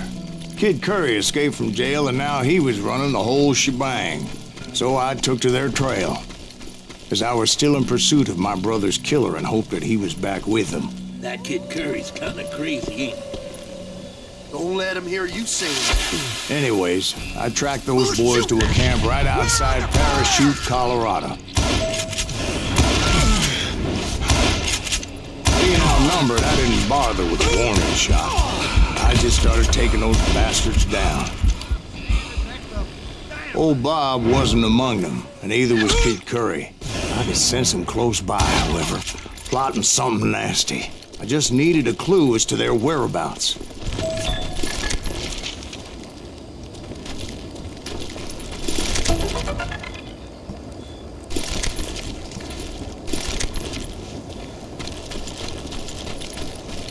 And I found one.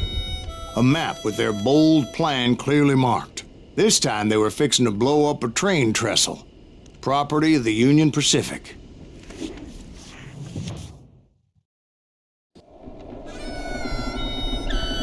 The plan clearly indicated how they were fixing to undermine several of the weakest wooden supports.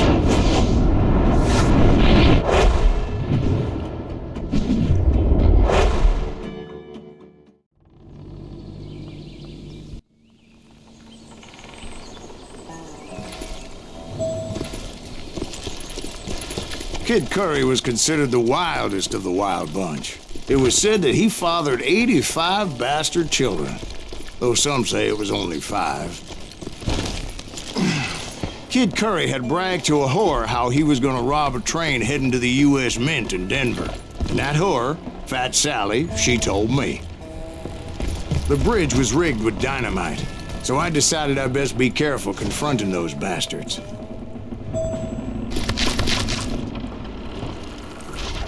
A moment later, I saw a ladder that somehow had escaped my attention. Don't you blow us up now. Don't worry, I know what I'm doing.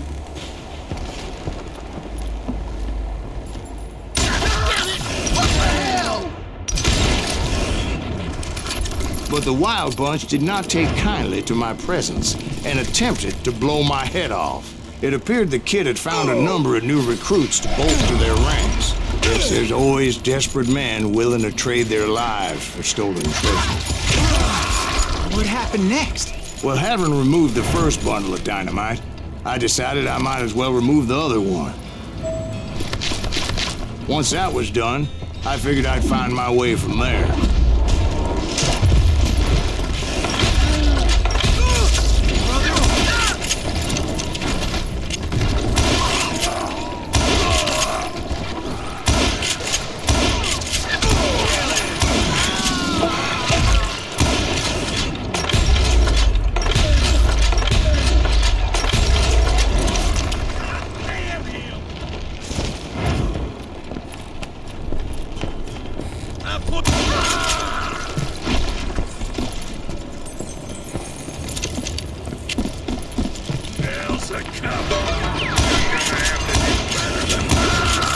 So, what happened then?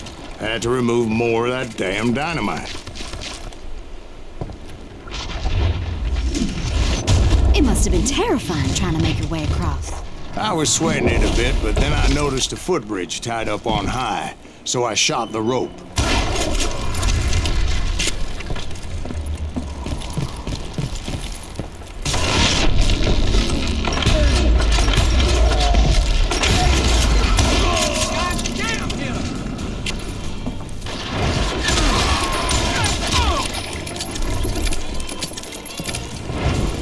So that was all the dynamite? Funny you should mention that, darling. As actually there was a 4th charge impeding my progress. Once I removed it, my path was pretty clear.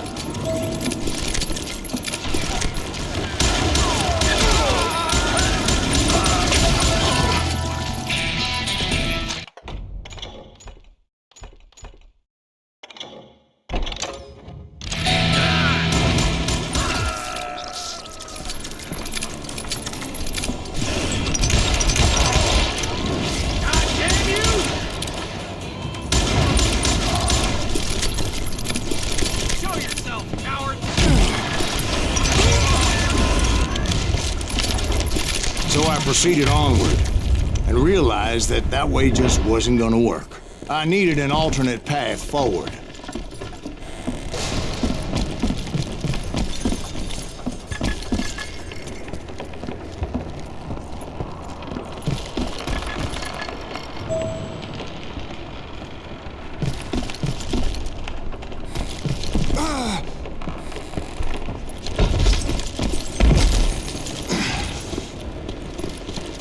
Luckily, I found a cave, and as I made my way back to the bridge, I saw something that concerned me.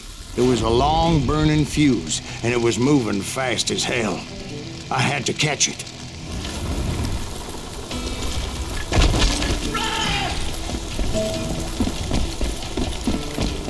The burning fuse was so damn quick, I had to run like the wind. I almost had it, but no. Thought I was gonna have a coronary when I lost sight of those sparks. My heart was pounding like a sledgehammer. I knew that failure meant boom. Then, finally, at the last moment. Whew. Of course, I was successful, or clearly I wouldn't be talking to you folks here today. Naturally, I removed the last dynamite charge. Well, it was a touching reunion. But by this time, I was thoroughly exhausted and dragging my ass as I was not a young man anymore.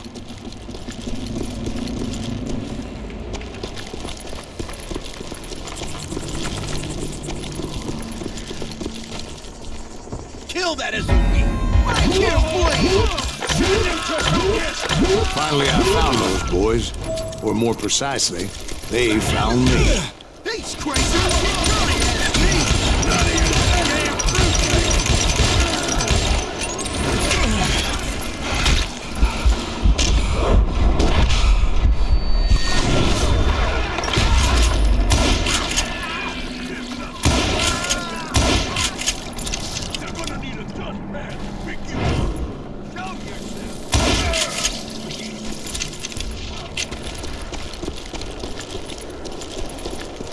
Just when I thought things couldn't get worse, Kid Curry opened up on me with a goddamn Gatling gun. It was hidden in this tunnel and pretty well shielded.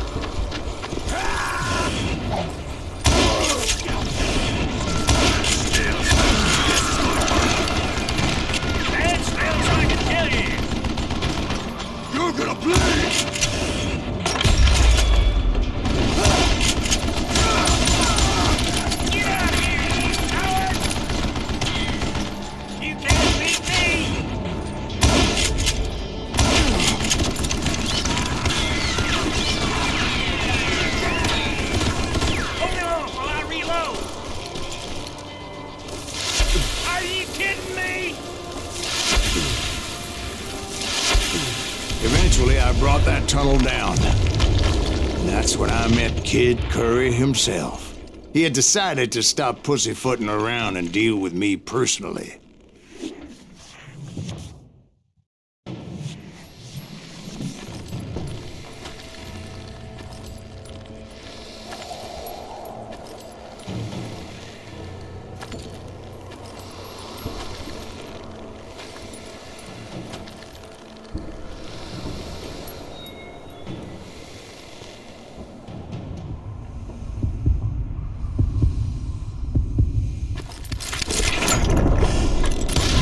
Fast as he was, I was just a bit faster.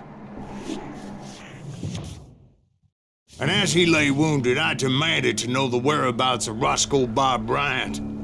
He shouted at me. Is that what this is about? Bob went with Butch and Sundance to South America. You ain't never finding him.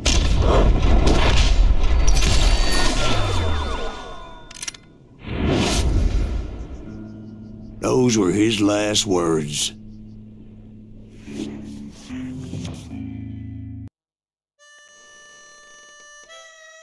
So, Bob Bryant got away? I knew I'd never find him in South America. What about the other killer? Yeah, you kinda glossed over that one. Well, I found Jim not long after my showdown with Ringo. At the time, he was riding with the James Younger gang. Did I neglect to mention that?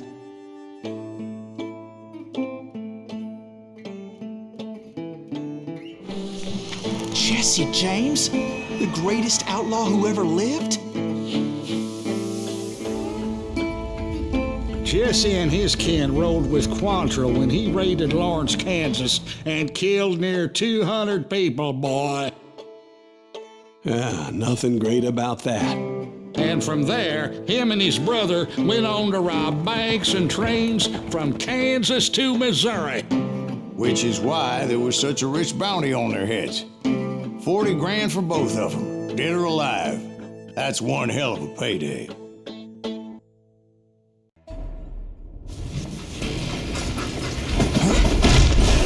I confronted them as they were robbing a train. Bullets were flying at me from every which way.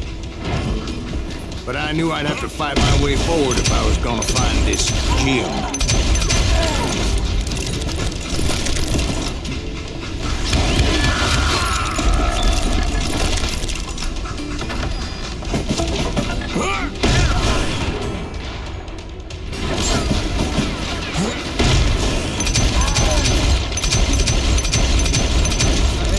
Now, wait a second. Now, how'd they stop this train in the first place? Well, the James boys were experts at this.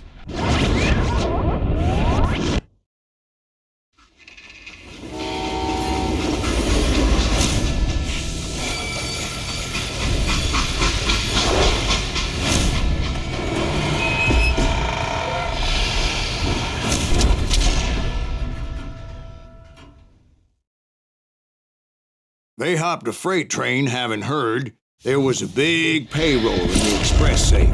So, I hopped the same train.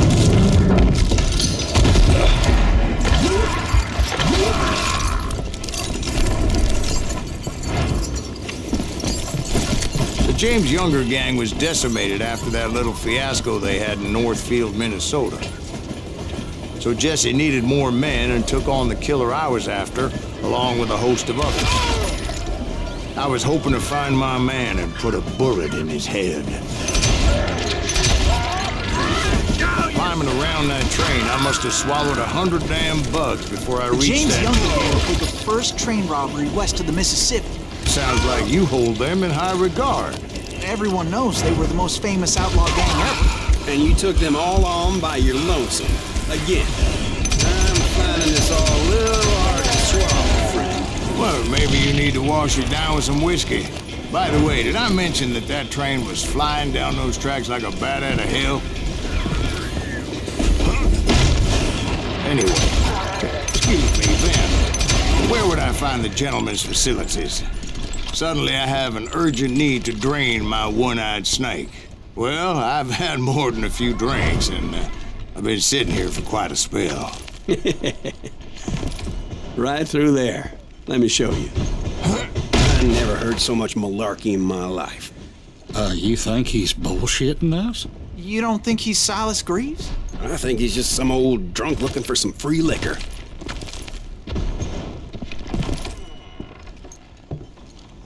I don't know, Jack. I think I believe him.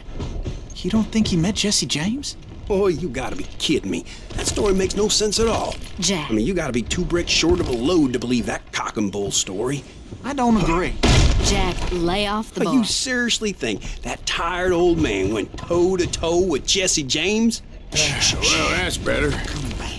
Did I mention that this Jim was married to the infamous Belle Starr? Of course, I didn't learn that until later. At some point, some sumbitch saw me and shouted out, "It's the damn Pinkertons!" It's the damn Pinkertons! Now, I never worked for that limey cocksucker, but I guess they assumed I was one of his assassins. Those evil bastards firebombed Jesse's mother's house and killed his stepbrother. So it's no wonder each and every asshole on that train wanted me dead. Everybody's always mistaking you for somebody else, aren't they? Why is that, I wonder? Don't rightly know, Jack. I'm just telling you how I remember it. I bet you are.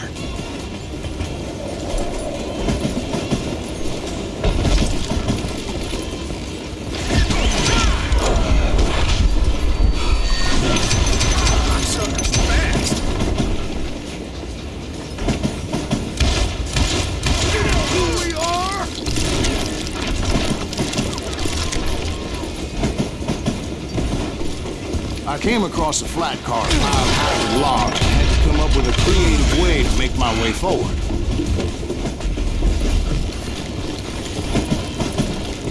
Right about then, I was attacked by some asshole on a Gatling gun.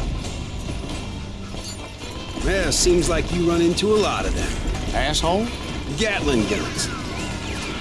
Yes, I did. Now, I don't remember how I took it out. It was either a bullet or dynamite. Where would you find dynamite? Does it really matter, Jack? You're messing with the flow of the story here.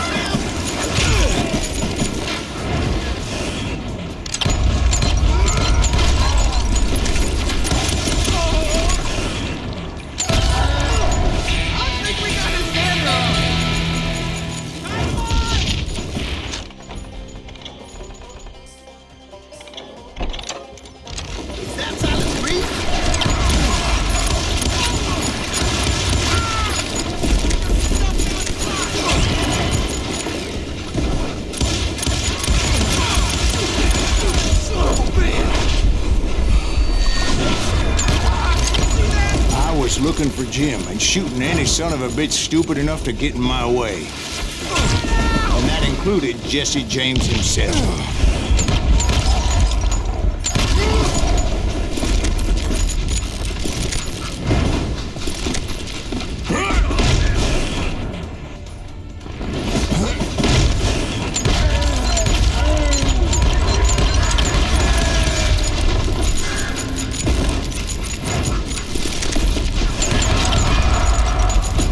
There sure were a lot of men determined to die that day.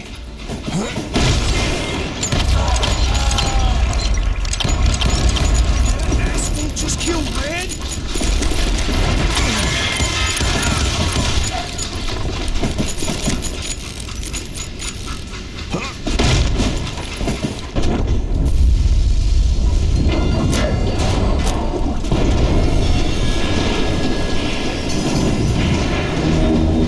See Jesse waiting for me, fixing to kill me so he could get away with all that money. You had a showdown with Jesse James? Of course he didn't. Everybody knows that Jesse was killed by Bob Ford. Yeah, Jesse went out like John Wesley Hardin. Coward shot him in the back of the head. Guess it doesn't matter how far you run, does it, Ben? Your past always catches up with you.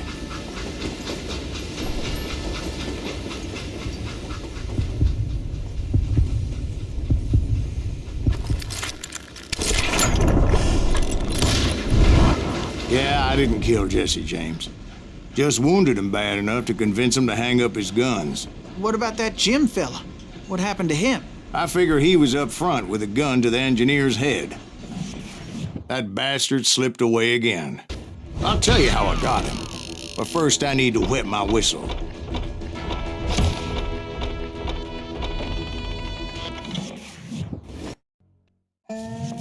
After my showdown with Jesse, I continued to track his brother, Frank, and that sumbitch Jim.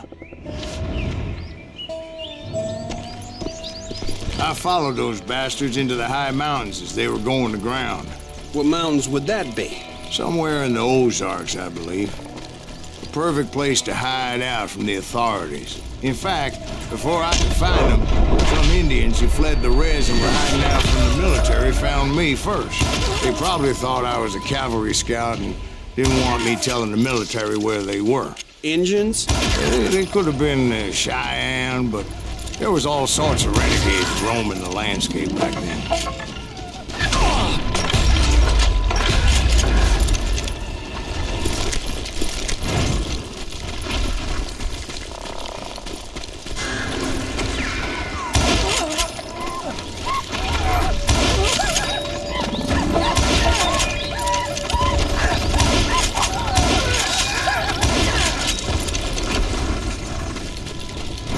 Hey, how about another whiskey, Ben?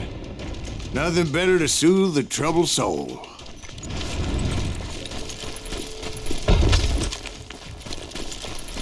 Now, where was I? Indians, right. I had more than my share of run-ins with the Red Man. Like that time... Did I tell you about Grey Wolf? Yes, sir. You did. Ah, of course I did. In fact, I can still remember that old medicine man's words to me. Jesus Christ, we're back to that again. You carry great darkness in your heart. It will claim your soul. You will come to this place again and kill many more men.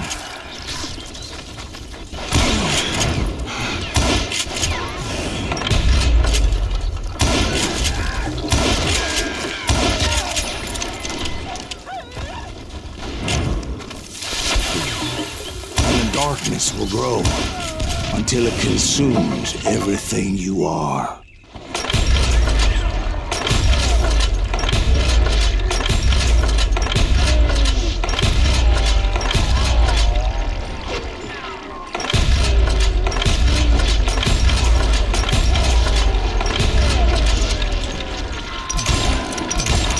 So, did you ever find it? The man you were after? Let me ask you something, Ben. You ever think about death? Mr. Greaves, are you all right? Oh, death. Oh, death. Won't you spare me over till another year? What is this that I can't see? With ice cold hands taking hold of me. Well, I am death, none can excel. I'll open the door to heaven or hell. Oh, death. Oh, death. Won't you spare me over another year?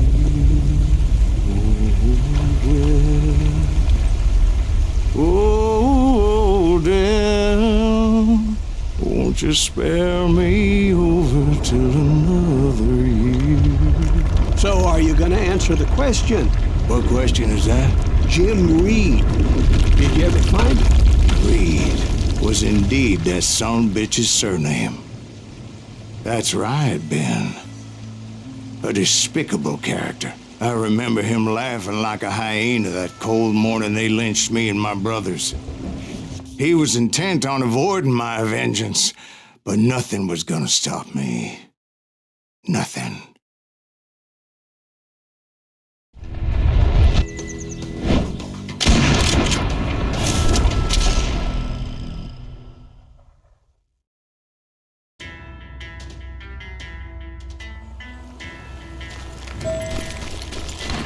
I finally did track those outlaws down.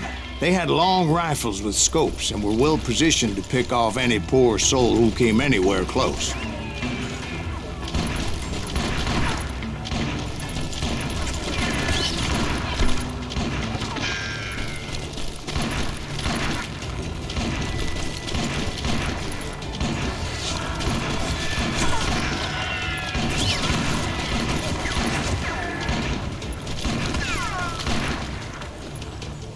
I'm guessing Frank James believed I was responsible for the demise of his brother Jesse. I couldn't really disagree with the man, as I thought Jesse was dead then as well. He backed off as I closed in on him, but he was still intent on killing me. And when I closed in on him again, he backed off again, looking for a better angle on me. Hell, I can't fault Frank for wanting his revenge, as I was there for the same damn reason myself. At this point, I'm guessing you think Silas Greaves is a worse murderer than Jim Reed ever was. No, sir. A man who spent half his life killing somebody's brothers, fathers, sons. I think you were just looking for justice, sir. Is that what I was looking for, Dwight? Is that what it was? Justice? It was a pitched battle that could have gone either way. Luckily, I had some dynamite in my possession. Dynamite? On your person? A few sticks, just in case. It's always good to be prepared. Right. I'm just laying out the facts as I remember them, Jack.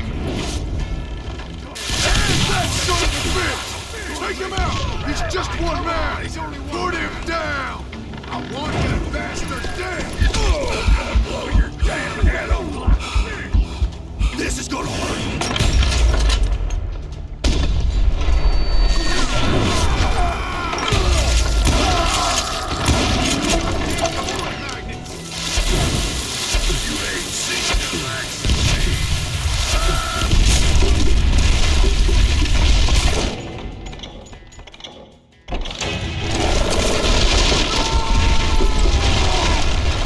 Shack? Well, it went tumbling right off that cliff. With Frank James still in it? Yes, sir. But Frank James is still alive, living in Missouri, showing folks around the family farm for 25 cents a tour. I didn't say he died in the fall, now did I?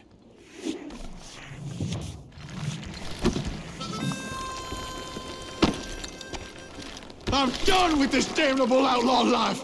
Kill me, don't kill me, do what you will! At this point, I just don't give a shit. I explained to Frank that I had nothing against him personally and that I was looking for someone else. You want Reed? Have at him. I never did like that bastard. I am done here. We parted in peace as Frank pointed out the path to my prey before making his way back down the hill.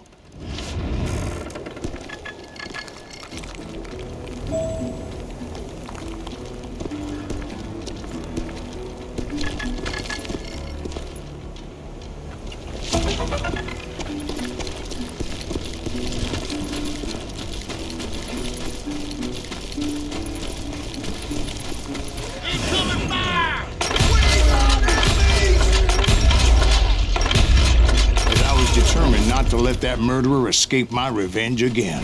So, what happened with Reed? Well, I finally found the last of the gang hiding in a nearby cave.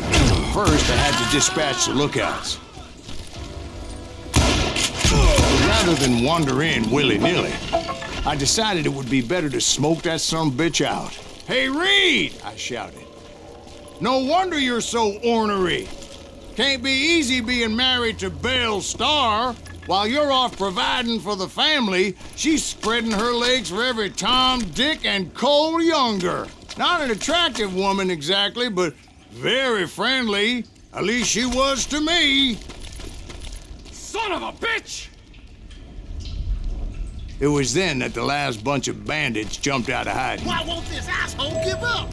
Would someone please kill him?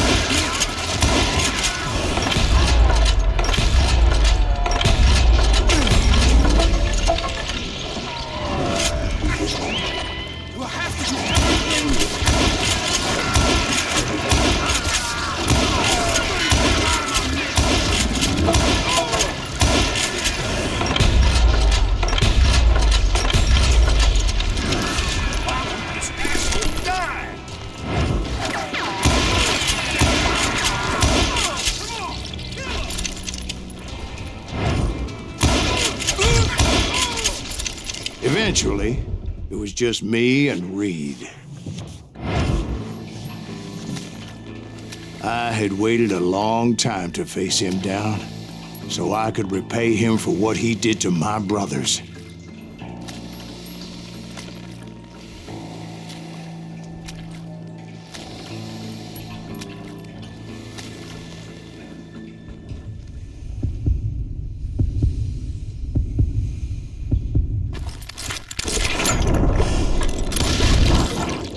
And repay him I did. Well, I don't know about you boys, but I'm pretty beat. Well, it's too damn bad you never found that Bob character. Seems a shame he never had to pay. Well, funny thing about that, I did have one more chance at him.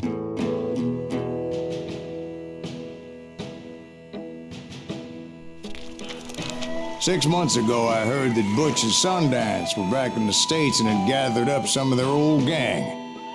I tracked them down, hoping that Roscoe Bob Bryant had returned with them. So you're saying they didn't die down in Bolivia? That's what I'm saying.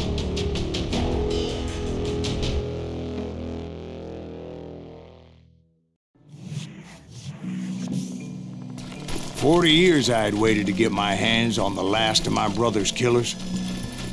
Not even an army of demons could have stopped me now.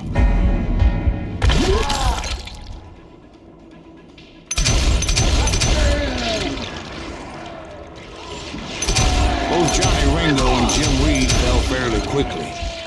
But the last one, Roscoe Bob Bryant. That son of a bitch had managed to escape my vengeance time and time again. I couldn't even be certain I'd recognize him after all those years. By now, he had to be close to 70. But for all you know, he could have been dead. That thought had indeed crossed my mind, as did others.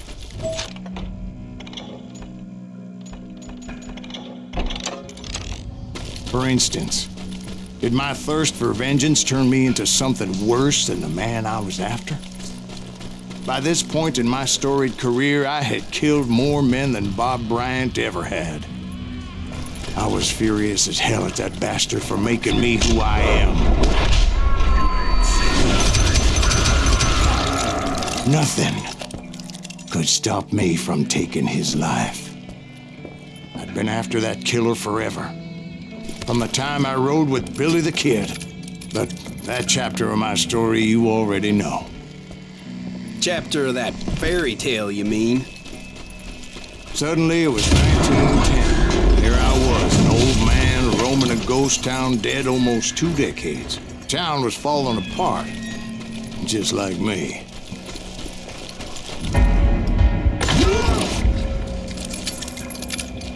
But I wasn't about to call it quits.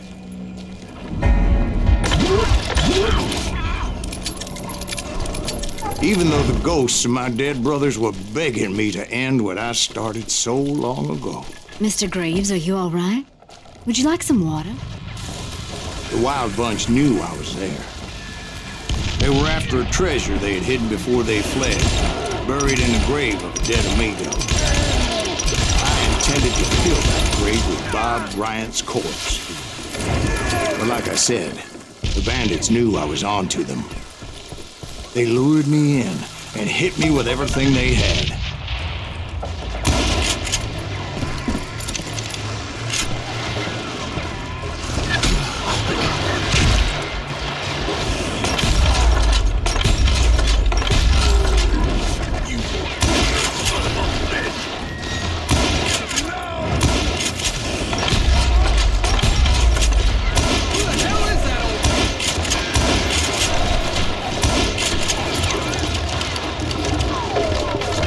But you obviously prevailed since you're sitting here telling us.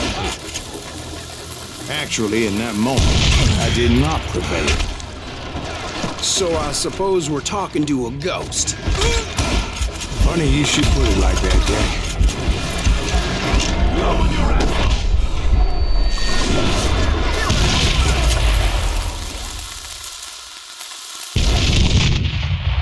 Because when I woke up...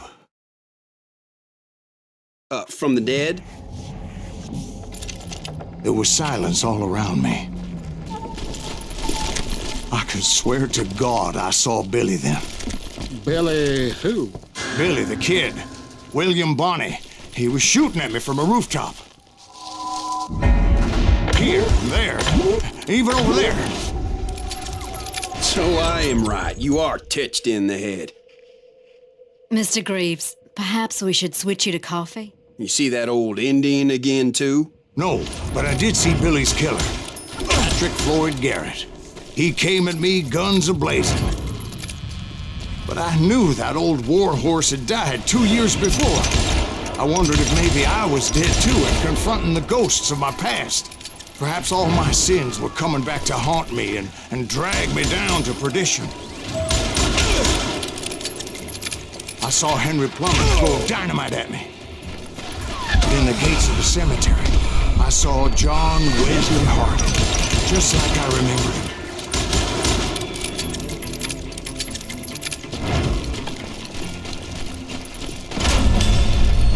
Robert Ollinger appeared with his terrible double-barrel shotgun. But no ghost army was stopping me. My father-in-law got hit with a fallen branch. He spent the rest of his life talking to dogs. Newman Hayes Clanton, William Brocious, John Peters Ringo, they all wanted me dead.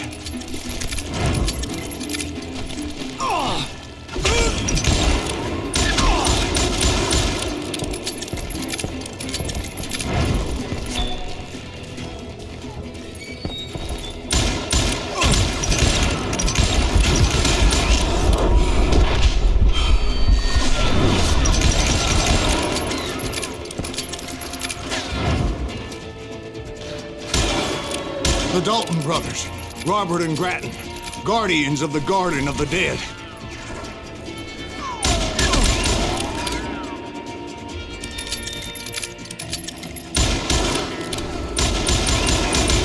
George Curry and Harvey Logan, alias Kid Curry, both thirsty for vengeance from the great beyond.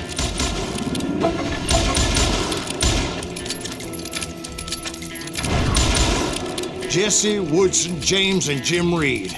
Each one deader than the next. I thought I would go crazy. Thought?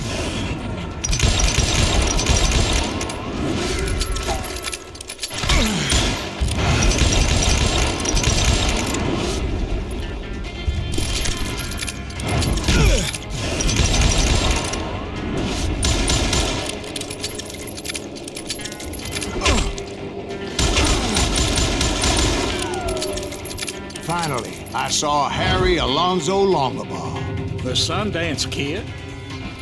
Like a general leading his legion of the dead. You told us before that you'd seen him alive. He was alive.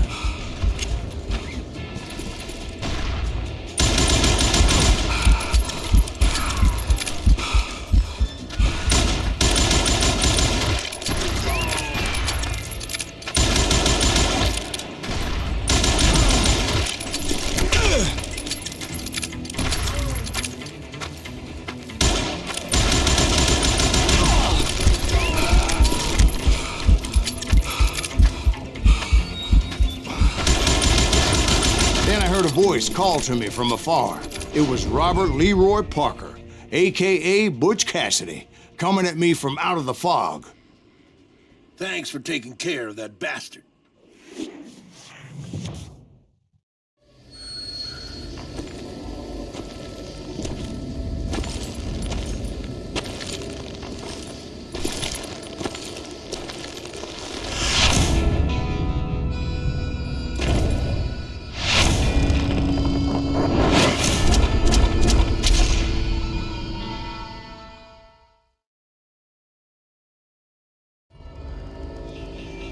But the kid wasn't quite deceased. Not yet. Takes more than one little bullet to kill the likes of me, partner. Those two looked like they hadn't seen each other for quite a while. Clearly, they were no longer amigos. Shit. I was hoping I wouldn't have to kill you. You won't have to, Butch. I'm killing you first. I asked them about Bob Bryant, but they were too busy with their own heated conversation. Let me get this shit straight. You want my money and the love of my life? You frittered it all away, Butch. Etta's mine. So is that damn money. I didn't want to shoot anybody until I had an answer to my question, but those boys didn't give me much of a choice.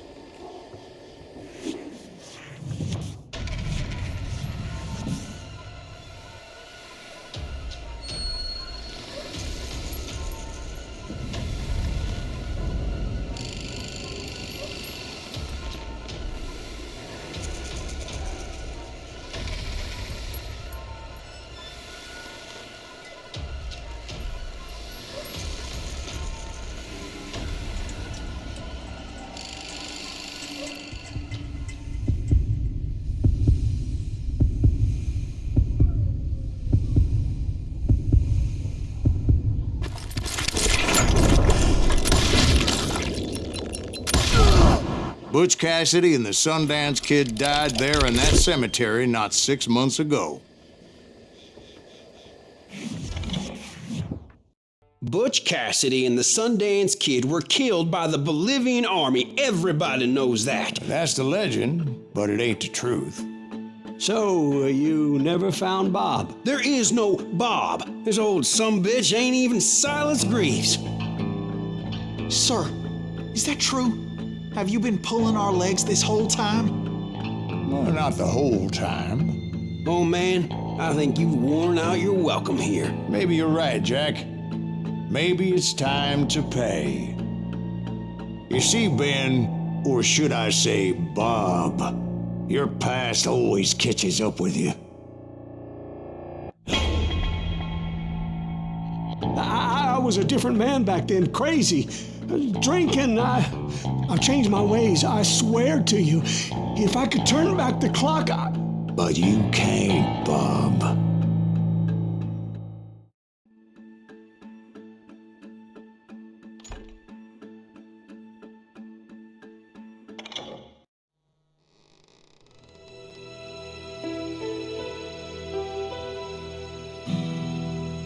Why'd you toy with me like that? Telling those tales, knowing all along.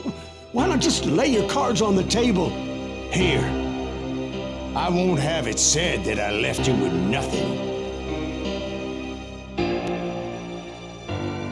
That's how you want it? So be it. Holy shit! Right, Molly, move against that wall. Go!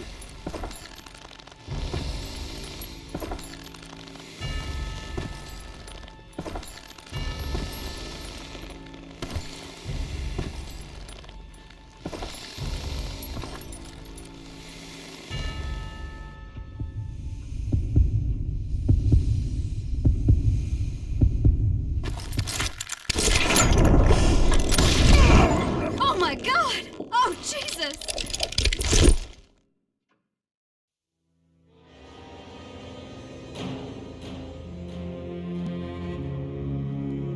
Did you know it was him all along? Cassidy told me Bob was in Abilene before he died. But I wasn't sure Ben was my man until he revealed how much he knew about Ringo and Reed. The coin, of course. Well, that was the last nail in that particular coffin. I better go get the sheriff. You okay, boy? You're looking mighty shook up. Dwight, maybe you best go home. Young Eisenhower here is leaving for West Point tomorrow. He shouldn't get caught up in something like this. I think I might head out myself at this juncture. Unless you want to stop me, Jack. No, sir, Mr. Greaves. So where you going now? Now that you had your revenge? Doesn't really matter, does it? As I've sold my soul for it, and will never again walk with those I have lost.